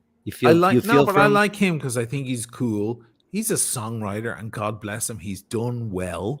Yeah, and that's a rare thing. And he's written songs from the heart, and God bless him. They're not my flavor, but that's okay. And he's a watch guy. He gifted all his crew Tudor watches, Tudor Black Bass. Isn't that cool? And he's a solid dude. I have respect for the guy. I don't know why. I don't care for the guy's music in any way, but I kind of like him. And then that video came out, and there's lots of different clips of him as a kid. And you know what it looks like to me? He's not good looking. He doesn't have swagger. He's not a handsome fella. He's a Wishnick. He looks like he'd live on. Wishnick is like those little troll dolls with the big fuzzy hair on the top. Oh, those things, yeah. They're very Irish. You buy them at Bunratty Castle in the shops. Yeah, like if you're an A&R scout and you're looking for the handsome singer and the guy with the Adam swagger Levine. and the Jim Morrison or the Adam Levine shit, you're gonna pass by Ed Sheeran. But at some point, someone said, you know what, this guy's fucking talented and he can write good songs. And I kind of like, he's the underdog who became the overdog. He became the big shit. He was a busker. Yeah. And I kind of feel good that the world still embraces people like Tom Hanks. Was never handsome. He was never the great, cute, though. dashing. Was he cute? I don't know. He Like was to me, he was adorable. but I just love that he's one of the biggest stars in the world Yeah. because he's the guy who could live right next door. Definitely. He's not fucking Brad Pitt. He's not George Clooney. He's No. just a regular dude, but he's done better shit. He's done bigger shit than anyone. And I love that I still live in a world where that happens. Because somewhere out there in the future, there's a world where that does not happen anymore. When only the prettiest, most perfect people become big stars. And I don't like that reality. I don't like that. I've never been attracted to pretty. Never. I mean, I can appreciate beauty, but I think flawed beauty, people with. We mentioned her earlier, Lady Gaga. She is not a pretty girl. No, but she's got je ne sais quoi. Got her shit, and she's amazing. She's but she is not pretty. That's like I do think Billie Eilish is beautiful, though. Billie Eilish is a beautiful girl. She's her face. She's got a rack that's 8 times too big for her. And she probably will have to. She's been hiding it for years. She has, and you know, I'm not with the utmost of respect. Like the greatest thing she could probably ever do would be to have a reduction, if that feels good for her. Because I just don't think, from a health standpoint, to carry that burden. Yeah, when the time she's very young, and I don't want to be disrespectful. Andrew, also super vegan, by the way. Andrew is probably going to be the main float upon which iBashers float. I don't in the doubt future. it. If it becomes a full-time thing for you, Dirk, you know, it's you know, I think Andrew is going to be one big part of that. Thank you so much, Andrew. Andrew, you are the legend of legends. Just a bit more. I mean, a bit more to show Dirk support. Upvote, fellas. Upvote means thumbs up. The like and share button. Don't forget to hit the bell. That's what everybody says before they get their content out. Don't forget to like and subscribe, and don't forget to hit the bell for notifications so you don't miss one single video. They all say the exact same thing. Yeah. And I just said it. But thanks, Andrew. Thank you, man. Are you Andrew to everyone, or are you Andy? What are you? I feel like we know you so well now. Yeah, we should know you well by now. And a sea of no super chats. What a great guy. Here he is again. Yeah, that's what this is a guy who could be a big member. Like, yeah, you know, gold member. Do you want to read that one? Goes to take his morning shower, and there's someone standing there going, "I'm your biggest fan." Exactly. Hey, what was the name of that lovely actress? She wasn't a big star, but she was on her way, and she had a stalker, and he killed her. And that was true. I mean, that really happens. Was that Brittany? No, Brittany Murphy. Brittany Murphy. That was drugs and possession by her weirdo husband, who died less than a year after she did, under the same circumstances. They were codependently addicted to, I don't know what. It was just some very unusual stuff. By the way, Blondie came back in here, and I saw her comment, and she came under a different name, and I had to block her. Okay. Because for some reason she just thinks that this is the forum to get her yayas out. Right. Wow. So I'll just go on record and say, just Blondie, I don't know you well, but we had a very cordial friendship. You know, this is not the place. If you want to take it out on him, you can do that. Take it out on me later. I mean, this is like a show where that just doesn't go on, and I'm never going to go on your show and pull that crap. So please just be respectful. I don't know how many if you've been drinking, but don't. I drank with your sister, with your sister-in-law and your brother last night, and I polished off most of a bottle of Burgundy by myself. Oh yeah, popped 2 Baraccas, and I woke up feeling great. Because you had Baracca and water. Yeah, I drank a gallon of water, and but how was the Burgundy? You're still having that gorgeous Burgundy that you know? Yeah, well, what's it called again? It's Regis Faure. Regis Faure. It's the guy that sold his land to Latache. So I was walking past the liquor, you know, the Hunter's Point Wines and Spirits, which is our friend Paul, not my Paul, but another Paul. But he doesn't. he's not day to day anymore. So there's these two guys in there named Marco and Docky. They're great. And he walked out to go have a cigarette. And I was like, hey, what are you doing? He goes, I'll walk with you while you have a fag. And he's like, oh, we just got half a case of that in. I was like, are you going to sell it? He goes, no, it's in the back for you. I love that. That's because no, I'm not going to sell it. He says it's all for you because it's all for you. It's waiting for you. Oh, yeah. Beautiful. So I got 2 bottles while I was there, and then so there's 4 more left, and that's it. That's it because the yield, the production of that wine is so low. Like a lot every of real Burgundy. Yeah, it's they really have low. The appellations are tiny. They're Burgundy tiny. is such a small area, and all these appellations and all these areas, all these vintners. I was about to say chateau, but they're not chateau. They don't have any chateaus there. No, they just have sticks and rocks. Yeah. Nathaniel, $4.99. No idea why, but I fall for lopsided faces much more often than symmetrical ones. Despite classic beauty standards, I'm with you. Symmetry is boring, he says. Well, Ryan Gosling, who's the heartthrob of the world, has been for a while. He's very pretty, but if you look at both sides of his face, they're lopsided. Is that true? Yeah, I saw a video where they took one side of his face and mirrored it, and it's completely different. Like one of his eyes is lower. He's not a classic, perfect, handsome fella, but he is. There's a handsomeness to it, Who was the woman that had the eye that was much lower than the other one? I don't know, but he definitely has. But he still looks good. He doesn't have symmetry. And symmetry, you know why symmetry works? Because the casting directors and DPs, directors of photography, it really helps. Symmetry really helps, and it also is classically good looking to have perfect symmetry, but it doesn't have that other thing that can that can really light people up. And Ryan Gosling has that, and other actors have that, and so on. Shannon Doherty was the one that had the lopsided eye. Shannon Doherty, yeah, she has one side of her face is different to the other side of her face. Yeah. Oh, look at this! Jesus Christ! You get an Irish lesson on Doherty, but you knew that right just as the thought was coming. Can you say it because people are listening? Oh, Shannon Doherty. Ronan. Can I say it that way? Ronan Sherpa. Thanks, Shannon Doherty. It was a good attempt. Doherty.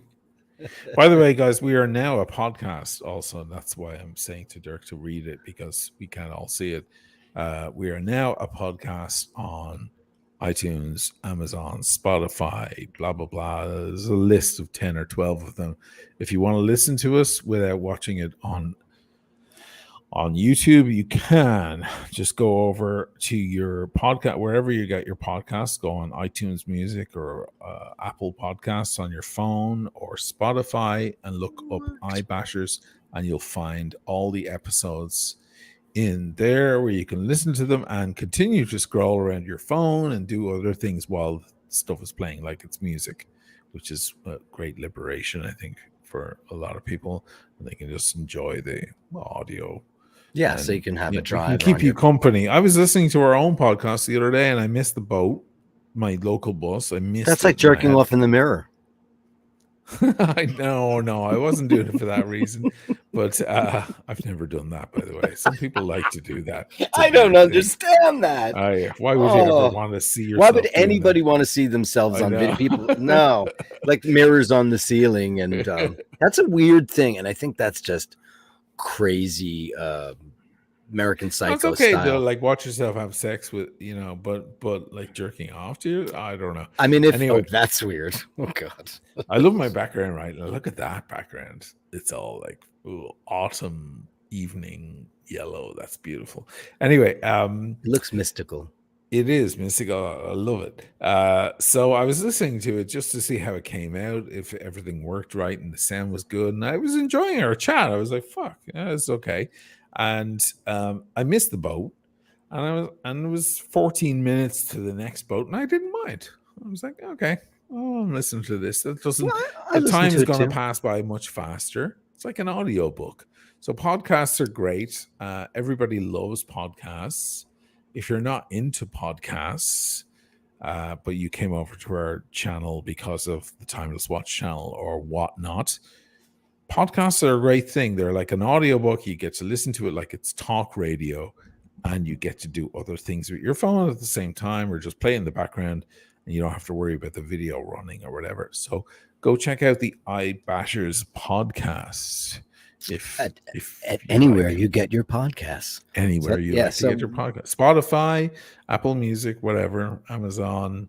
What's the other one? Google Podcasts. There's a big long list of them. I should know them all, right? Yeah, RSS, everything. Yeah. So this was we had a game plan meeting the other night about how to take this to the next level. So we can be internet celebrities, and then I can start my Insta horror page. I have an Instagram page. It's called The Real Dirk Kennedy. And I had to rechange the name of it after the Russian whores got a hold, the Belarusian whores who had control of it. Oh, because they hacked your Instagram. They hacked it. And I only did it because it was linked to my Facebook page. And it said, like, oh, Lena Korishenko likes your picture. And I was like, who's that? And then I clicked on it, and it was an Instagram, my Instagram, and it was a picture of some girl on the beach with a thong up her crack. Right. Okay. And I was like, what the then I saw 1 million, and I had 30,000 followers. And it was because some whore, like, you were super hacked, man. I was super hacked, but because I don't pay attention to Instagram, I do now. You so that's should my well, now I am, because now I'm going to start putting some of our, because we're cutting up like the very best of iBashers, like little blurbs, like as Oisin calls them, reels, because I'm learning what these things are. So, like, have those up there on Instagram, because there's some funny bits, and you guys, I think you'll enjoy it, because you put a couple up already, right? Ush? On the podcast, there's 4 reels. Oh no, reels. Yeah, shorts. Yeah. Yes. Shorts. There's some shorts that went up. Yes, that's good for the young kids out there, if we have any, because they can only Yeah, tolerate they'll 15 see seconds. They'll see a few seconds of it and go, oh, okay. They're one guy keeps fixing his hair and has a weird TV in the background. On the other guys, and that other guy drinks a lot. The other guy's Diet actually Coke. interesting. So he's caffeinated. Right. Kieran Kelly, guitarist, €5. Thanks, guys, for making late night drives really short. Oh, see, love this listening is it. after Kate. On the podcast, you're gonna love it because you can just play it, and then it'll play like a song. Your screen can turn off on your phone or whatever. So hopefully that'll help on the long drives. I know that a lot of you guys listen to this, driving late at night. You're trucking or traveling or whatever you're doing, and I'm delighted for that, because that's a great way to pass the time. Chatting. I feel like Dr. Fraser Crane, I'm listening. Did you ever watch Frasier? I did not. No. It's one of the funniest shows ever. Mark Girard, $6.99. Dirk is a legend. I love listening to you. Tremendous voices and intellectual content. A lot of I'm a legend in my own mind. Loud laughs. Good. There's some funny stuff. Marc Girard. We love the Marc Girard. Are you from France or Quebecois? Did we clarify that? I don't think we did. And Kieran, where are you from? I would imagine you're from Ireland, right? I think he is. You'd have to be with a name like that, right? And if you're doing the gigs, I want to see that picture large. There's no way to see his picture larger, right? I don't know. Because he's playing guitar. I just can't tell what he's playing there. Is there any way to do that? What is that? Kieran Kelly. Is there any way? Oh, I guess if you click on that, he's got a YouTube channel. Is that what that means? If somebody's got a little he might have a YouTube. Yeah, he might have a YouTube channel. Oh, I'm gonna come stalk your channel. Yeah, let's go see it. Ray is all happy. Ray is now the proud owner of my Seiko turtle. King Turtle. And I'm delighted it went to Ray. I still love that watch. I didn't want to sell it, but he asked me, and I was like, I'll do it. There's Carolyn. She's been here the whole time. Have you been here the whole time? Thanks, gentlemen. She's enjoying from sunny San Fran. I love and San Francisco. Around now is the greatest time to be in San Francisco. Sure. September, October is beautiful in San Francisco. San Francisco has the same weather as Ireland. Yeah, it's a microclimate. There's a summer at the end of May, beginning of June. Then there's rain and fog, and then September, October is beautiful in San Fran. So you're there in the right moments. In the right moment, Carolyn, go if you're going to have a steak dinner. Go to Epic Steakhouse. Wonderful. You can send your wines ahead of time if you have some beautiful wines that you picked up in Napa, and they'll have them open for you and so on. And it's a wonderful view of the Bay Bridge, one of the largest bridges in the United States. The new Bay Bridge. There's a newer one. Yeah, there's a new one now. But, the Golden Gate gets all the glory, but the Bay Bridge is a stunning bridge, and it overlooks the city. The Golden Gate doesn't overlook anything. You have to go in Presidio. It's all the way down. Yeah, it's all the way over. Epic is great. There's some beautiful sushi places along down the what's it called? That strip down the water. And where else? Where else is good in San Francisco? I haven't been in a long time. It's an interesting town. 10 years, maybe. I haven't been. It's been about 10 years for me. Just don't go to the Stinking Rose. What's that, an Irish bar? No, it was a recommended garlic restaurant. And we were like, what's that mean, a garlic restaurant? Where everything is made with too much garlic. And literally it was, it was emanating from our skin. Here's a good recommendation in San Francisco is Tommy's. It's on your way out to the Cliff House. There's a famous place called the Cliff House where people watch. It's on the cliff. It's like a cafe, restaurant, bar where you can watch the sun go down. Because, of course, on the West Coast, they get to see the sun go down over the water. Nice. Very dramatic.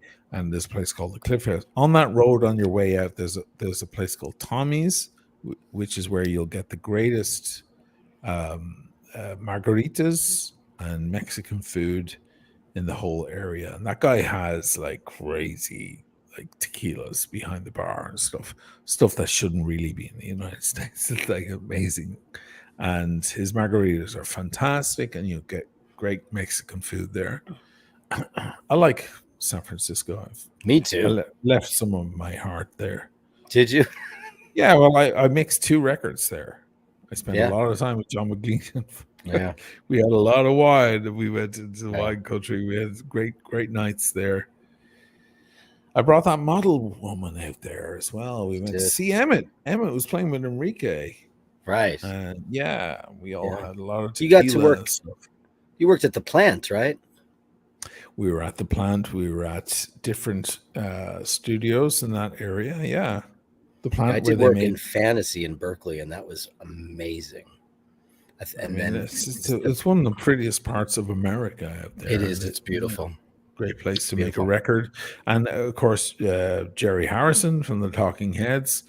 We were at his house, and he's in the forest there where they made Return of the Jedi with the Ewoks and the, all those big trees. The redwoods. Yeah. Yeah. It's beautiful. It's amazing. And then, of course, half an hour away is Sonoma and Napa. What more can you want? We went from San Francisco, where it was 70 degrees, 68 degrees. We went up to Healdsburg, where it was 115. Wow. Because of the microclimate and that. It's like in a bubble. It's incredible how that city, the morning fog. The morning fog. Nick Nicola, $5 or $5 British. $5 British pounds. As a show of support and for Dirk, as he is so much fun. And Dushin, of course, change of topic. What do you think of the pomp of the Queen's funeral? Look. Pompous. I mean, it's a lot, but I guess they have to do it. I turned off my BBC notifications because it was too much. But I'll turn them back on now.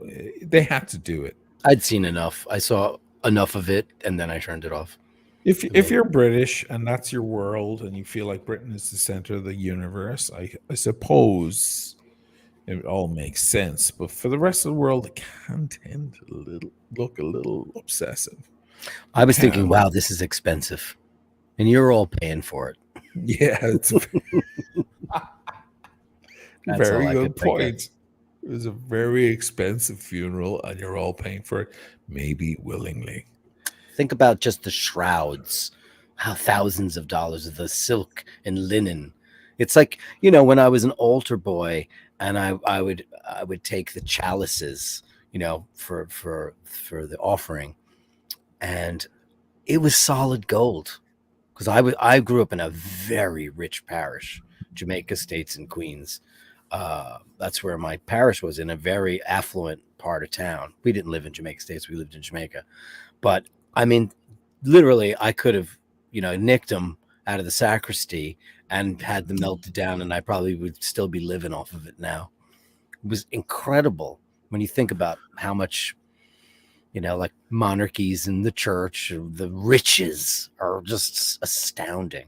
Just to clarify, Kieran Kelly is that guitarist who's playing Running Up That Hill. We played him on the channel like months ago. Did. Yeah. Okay, so now we remember. Thank you for reminding us. Yeah, I mean it was a lot, but I had to just kind of like step away, and I didn't make too many comments. I mean, she's a wonderful woman, and it's okay. A mother and a grandmother, and let's just leave it at that. And we both agreed that Charles's speech was gorgeous. Wow. Yeah, look, it's the business. Whether or not he got his wife killed. I'm an Irish man. You're an Irish man. Like, are we gonna really shed a tear? Not really. No, I mean, somebody represents all that it was oppressive against our people. It was impressive. Yeah. We can comment on the theater. Oppressive. Yeah. But it's okay. A long time has gone by, and it's okay. I can see above all of that. I'm not going to get all like, Britain was blah blah blah. She wasn't personally responsible for many things that happened. So she was born into a family, and she assumed a responsibility. And from what I can tell from the outside, she held it with grace. And that's it. Thatcher, on the other hand, that's we could do a whole show on that. Well, Nick Nicola is a Greek Cypriot. Yeah, sure. And he goes against my people too. Well, against many, even the Welsh and the Scots have issues. Yeah. You don't even have to go that far afield to find many who are opposed. But okay, I mean, I just don't feel. I don't feel like I need to hate on the woman herself. Other YouTubers have really big YouTubers, and I feel like they were blaming her for things that the realm are responsible for a long time, and she's not responsible for it herself. But okay, no. She's the placeholder. She's the I mean, they're just figureheads. Yes, isn't it nice that she gets to open up the box in the morning and be told what the government is doing and all that? But it's more ceremonial and all that stuff. And if anything, my issue is like with the people who are still obsessed and consumed by that entire thing. Well, it's the same as people who are obsessed with the Kardashians. It's a type of royalty in the broadest sense of the term. In the modern world, like we're in 2022 now, the fact that still exists, that people have the servile nature, Yeah. Well, it's a servile nature. They're superiors to you, and you're going to bow to them, curtsy to them. You're going to scream, when you see them, and so on. And not because they wrote a song that broke your hearts, like a great rock star or whatever, but because they were literally born into that bloodline. You consider that bloodline greater than yours and more important than yours, and therefore you should pay taxes for them to live in a greater existence than yours. That's about as fucked up as anything I can think of. But if that's what makes you tick and keep going in your life, okay, that's fine. That's weird, but that's fine. I mean, my family would have been the royal family of Ireland. I could have been one of those assholes too, had Ireland not been invaded by the Brits. So, maybe I would have been on the other side of it, but who knows? I wouldn't mind an Irish knighthood. Can I, please? From the O'Malley's. Incidentally, Lydia, my daughter, is in Dublin right now, and she was in the Dublin Castle today, and our crest was not there in the main hall. She sent me photos. Whose was? Mine? Mine, yeah. The O'Malley crest wasn't there? The O'Malley crest wasn't hanging like it has been for decades and decades. What happened? I don't know. Are we outcast now? Because she was a pirate. No, they loved that about her. No kidding. That's the greatness of her. Yeah. So what the hell? I don't know. What the hell? Maybe they were just taking it out for a cleaning. Does have to come down and get cleaned. Maybe it gets shifted with the Bradys or some. What were the other large families in Ireland? It was the O'Malleys, the Bradys, the O'Keefes. They were big. The O'Malleys are the biggest, but you have to talk to my sister because she knows all that shit. Yeah, maybe they switch it out. But anyway, Lydia was there today, and she was over at the Trinity Library doing all that stuff with her boyfriend and putting up photos on Instagram. It was cute. Yeah, it was cute. She's going to bring him out to Howth, I think, tomorrow or something to have chowder and a pint of Guinness. That's to the Abbey, which is for sale. Yes, the Abbey Tavern, where I worked for about 2 years. You worked there? I worked there. I was a sound engineer there. I've been in there twice, and I have nenever had a Guinness in there because I've never been in the mood for a Guinness when I'm there. It's the best Guinness in Howth. Apparently. But somebody said it's the Johnny Fox's is where the best pint in Ireland is, right? Supposedly. No, not even close. Do you know there's a guy who has a YouTube channel? He goes around to every pub in Ireland just to test the Guinness. Johnny Fox's is apparently the highest pub in Ireland, but there are 3 pubs that claim that. Johnny Fox's is in Wicklow, above in the Dublin Mountains, the Wicklow Mountains overlooking Dublin. So it's a high pub. You can see it from, you can see all of Dublin. All Def Leppard live around there as well. Yeah. And it's a beautiful part of lower Dublin. It's a great pub. Mind you, now it's very touristy, so it's kind of ruined. But the years that I remember were fantastic. I used to bring Lydia's mother there, and that was in the golden years of Johnny Fox's. Johnny Fox's now is kind of a mess. I don't know if the pint is any good in Johnny Fox's. The best pint of Guinness, bizarrely, we'll close on this because we're over 2 hours now. We have let's hit Kieran though. Kieran Kelly, guitarist, another €10. Wow, PRS Custom 22. That's a very popular instrument. On the Anto Drennan backing track of my YouTube. If you have ever had a look, Oisin, it was a fantastic visit to come to visit some of the Timeless Watchshot on locations where we were there a couple of weeks ago. Also, he came over here. Anto Drennan is an amazing guitarist. He played for a lot of people. Anto Drennan owns one of Emmett's guitars. Emmett had a beautiful 335 in maple. And he sold it and gave it back to the shop where I worked, and Anto Drennan bought it, and I believe still owns it. I don't know who Anto Drennan is. He's one of the greatest guitarists, modern guitarists in Ireland. Oh, does he have a band or is he a solo artist? No, he's a solo guy, and he goes around. He's a well-known session guy. He's like Pino Palladino is a bass player or whatever. He's appeared on a lot of stuff, and he played with Genesis. He played with the new Genesis. Oh wow! And he's met Peter Gabriel. You mean like what do you mean the modern Genesis? Like one of the intermediate Genesis, like the Calling All Stations Genesis. Like one of those, he may have played on Calling. I like that record a lot. Okay, so he was in there and he met Peter Gabriel, and so on. Like he's a force. There are some forces in the Irish music scene on the what's that bass player who played with oh shit, all the names are disappearing. It's too late. Lee Sklar.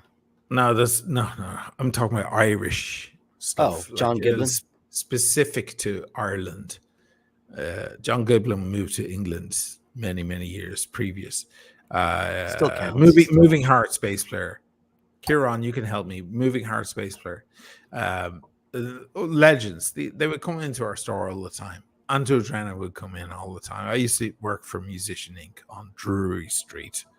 If you don't know, Kieran, I was there for a couple of years. So I met Johnny Cash in there. Johnny Cash came in. Wow. Plectrums. What did he come in for? I'd like a set of strings, please. No, he bought plectrums. He looked at Plectrums. Plectrum. What do you call them? Picks. Guitar picks. We call them plectrums. And anyway, Moving Hearts bass player used to come in. He was a big Yamaha bass player, and of course, they're nice. Those Yamaha basses are beautiful. Yeah, but Anto was he was a legend and sick player and one of the early big session guys in Dublin. I'm sure everybody's clicking off the Owen O'Neill, that's him. Fucking the guy's a monster. You want to hear fucking monster? Oh, listen to O'Reilly's by Moving Hearts. That's some of the greatest Irish music. I don't know it. O'Reilly's magnificent, especially the live version. Incredible. Amazing stuff. Anyway, I digress. What was I talking about? I can't remember. Oh, yes, the best pint of Guinness. So, the best pint of Guinness. First of all, if you go to the west of Ireland, the Guinness is better. Now, that doesn't make any sense because Dublin is where Guinness is made. Okay? They say the top of the Guinness factory. But when they go to the west of Ireland, the Guinness, for some reason, they take care of it better. It's more artisan. They pour it gentler. They do quite often. They do 3 pours. They have an old woman like cutting off the head with a knife. They put more care. And for some weird reason, a pint of Guinness on the west, on the far west, Dingle and all these places on the Atlantic facing the United States. Yeah, they are all magnificent. Right on the Atlantic Ocean, right there, right in Killala Bay. Yeah, but Guinness is good there. It is good. Guinness is fantastic on the west. It makes no sense at all. The other place, of course, you can go to the actual factory. You can go to the brewery in Dublin, which, of course, would naturally have an amazing pint. Old man pubs. If you go to old man pubs in Ireland, in Dublin, where there's just old men with caps on and there's no young folk ordering, vodka cranberries or anything. You have, proper old man places like Gaffney's in Fairview and places like that, just fucking classic old man pubs. And one of the places with one of the best pints in Ireland is going to shock you all. I'm going to finish on this. Is the airport. Oh, I believe it. Dublin Airport has one of the best pints of Guinness in Ireland and maybe the world, assumably the world. Why? Because Guinness is a very strange beer to have. You need to clean out those pipes and take care of it. It's not the same as regular beer. This shit, if you leave it in the pipes, it grows septic and weird and all sorts of shit grows in it. It's like a foamy. What are you going to your old town? That's the pub, right? But let me finish my thought. No. Yeah, I wanted you to finish. Yeah. I just thought I'd throw that up there for fun. There it is. That's the pub, is it? On the west. And there's the Atlantic Ocean right there. That's the ocean. That's the pub. I'm sure it has an amazing pint. So they have to clean out the pipes and they have to keep the tubes to the the thing where they pull the draft. Yeah. They have to most people don't know how those work.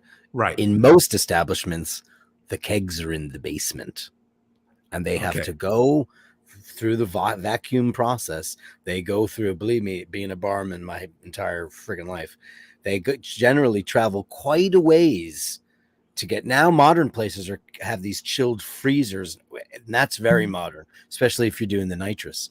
But Oisin's correct. It's all about the lines. That's where the quality comes from. The lines, right? So they have to Yeah. pour acid down at the end of the evening. They Yeah. pour acid down. The sickest I've ever been is I've ordered a pint in a nightclub in Dublin because they didn't care and they didn't take care of anything. And I had a pint of Guinness, and I don't know why I drank it because it tasted like ashtray leftovers with water. Yeah. And I was sick as a dog for a week. You have to be careful. Kieran said Anto's session guitarist with Chris Rea. If you don't know who he is, he's very Irish centric. Genesis, of course. Mike Rutherford from Genesis. The Corrs, of course. Owen O'Neill was the bassist in Moving Hearts. Wonderful bass player and a wonderful guy. Very nice guy. So just to finish the thought, here's the reason why. The guys from Dublin send a dude every couple of days to make sure that the bars in Dublin Airport are keeping everything pristine and pouring the pints perfectly. Why? Because a lot of people fly into Dublin from the United States, from all around the world, going to the homeland, going to find where their family came from. And they want to try the Guinness. They've never had Guinness before in their lives. And they can't wait. And their first pint, where do they have it? In the airport. And if they don't like it in the airport, they won't drink it anywhere else on their trip. Shit. Quite often they arrive into Ireland and they go, let's have a pint. And that's why the pint has to be amazing, because it's an advertisement for what they're looking forward to. If it's not good, if it's harsh, if it's stingy, if it's sour, if there's something wrong, they're not going to drink it for the rest of their trip. That's why Dublin Airport has never had a Guinness in Dublin in the Airport. world. I've never had amazing. But I would say I want to try it now. Would be the west of Ireland for some reason. It makes no sense because it has to be driven across the country. But for some reason they treat it like soup, like chowder, like Guinness doesn't travel butter well, as we all or know. something. Yeah. Well, most of the Guinness, if you have Guinness in the United States, it's probably not even made in Ireland. It's made all around the world and it's pasteurized. And so our Guinness is not pasteurized. It's made, it's shipped and drunk within 2 days. Yeah. It doesn't have much time. It doesn't have any shelf life at all because it doesn't need it.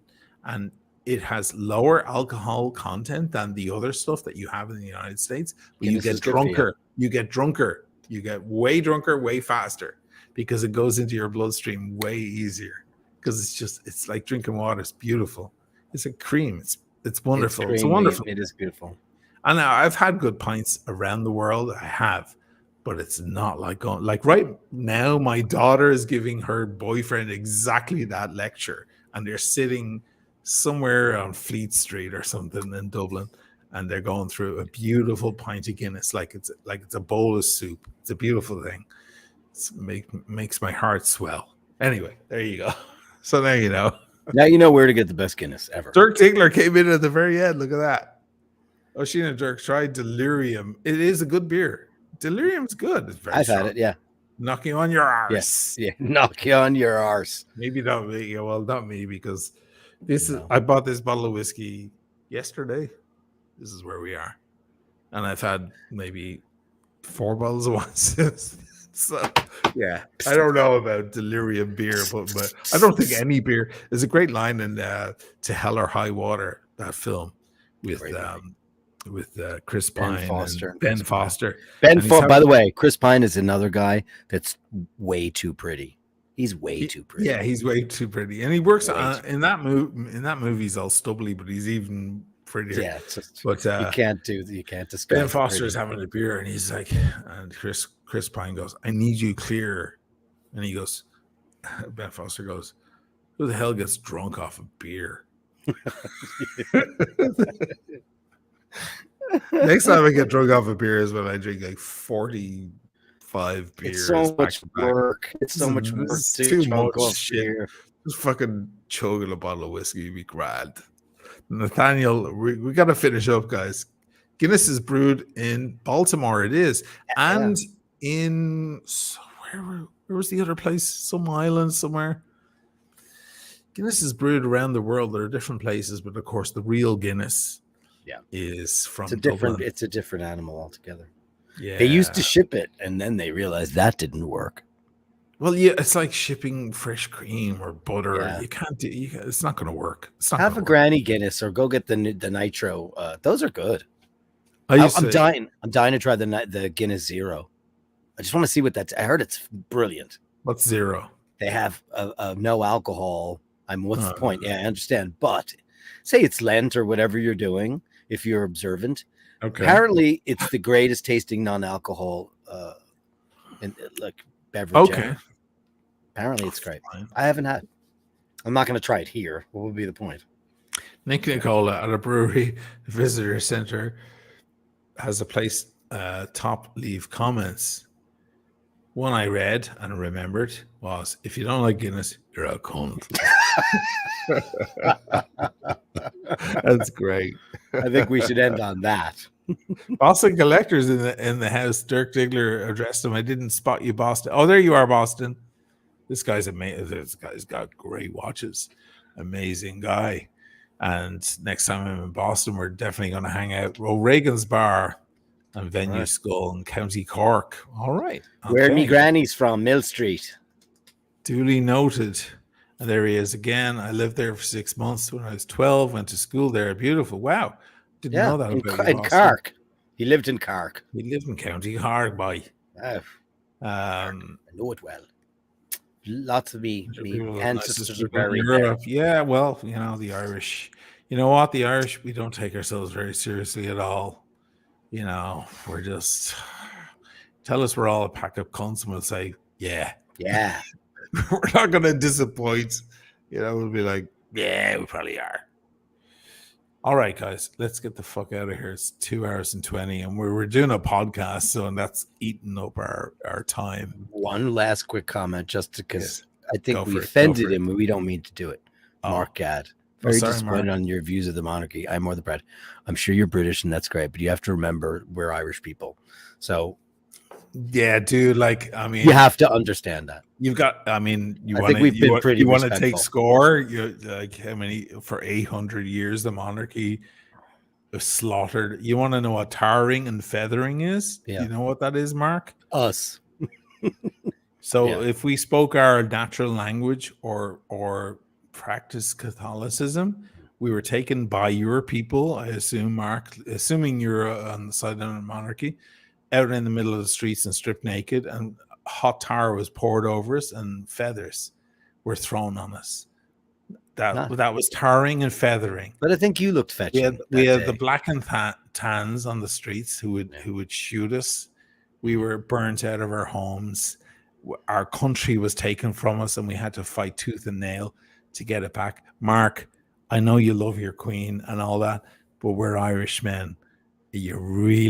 Are you going to go over to the family of a girl who was raped and tell the parents how nice their rapist was? You wouldn't do that. So just be glad that we're mature enough to say she was a lovely woman. She was. And she was born into that family, and she carried that responsibility with grace. Okay? Yeah. Good. End of story. End of story. And on that Thank note, you, Mark. All right. I thought you'd want to spit a little bit. We want to expound upon that. Yeah. I mean, I'm an O'Malley. We would have been the royal family of Ireland had it not been. So, and then we could all hate on you. Ancestor Grace O'Malley met with Queen Elizabeth I about the future of our great nation.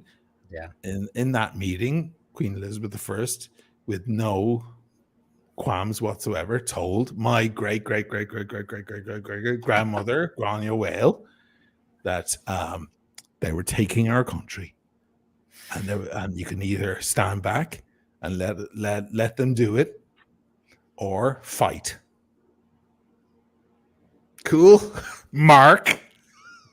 You want to unsub right now, Mark? You go right the fuck ahead, man. But you should just be glad that we have the wherewithal to say, you know what? Many years have passed. It's okay. She was a great woman. And those are beautiful robes. And okay, Mark. And she drinks Petrus. And Charles' favorite wine is Spanish. Yeah, he likes Vegas Cecilia, right? Vegas Cecilia. Yeah. Yeah. Which tastes like oranges. I like it. I think it's a great wine. I think it's a great wine. As Dana would go, "Buh, buh, buh." All right. Pass. Before I get more irate here, Yeah. don't disrespect the monarchy. Oof. That's not what he was getting at. He was disappointed in us, but how can he be disappointed? O'Malley Kennedy. Where O'Malley and Kennedy. Yeah. Hello. In the house.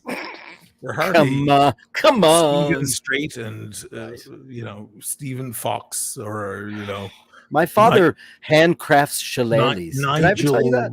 What? My father has been handcrafting shillelaghs my entire life. Wow. I'll get you one. We've got millions of them. My father makes shillelaghs. Big ones. Little one or long? He makes little ones, big ones, real ones. Oh, I didn't know that. He does. It's been a hobby of his forever.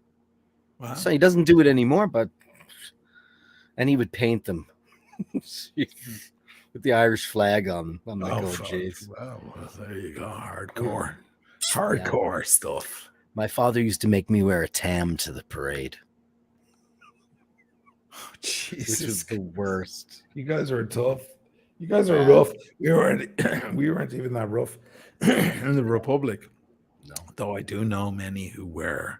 Yeah. Yeah. As in, we left the bomb in the car and then we walked away and had a pint. I know those kind of characters. Yeah. Sure. Yeah. We used to have this. We used to have to hold up a sign that said "England out of Ireland" at the parade on the sidelines.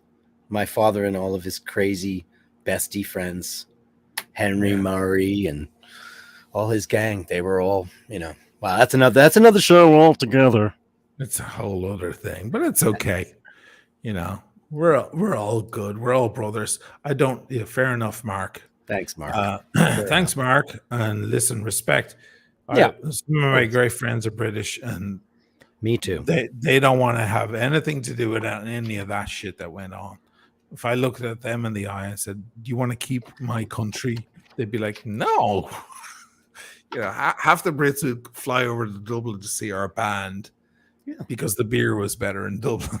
Of course, they'd be like, "Yeah, we came out. We had to see." There was it's colder. No, but it's thicker. And, a lot I of enjoy beer in Britain too, though. I do. Oh, really? Yeah, I haven't had a good beer in Dublin. I go to the Mitre in Bayswater. I like London a lot. I do. I love the town. I love it as a town. And my niece lives there. Okay, so years ago, just to finish up now we're getting on to 2.5 hours. Sure.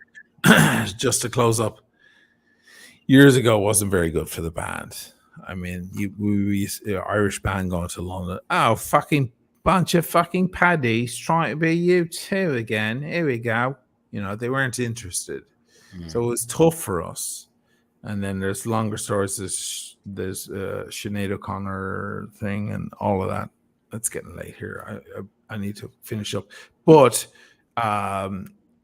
I always said I didn't like London. It was very expensive and it wasn't very hospitable to me. I went to London twice in the past 6 months and I got COVID both times. Yeah. Nearly half died the second time.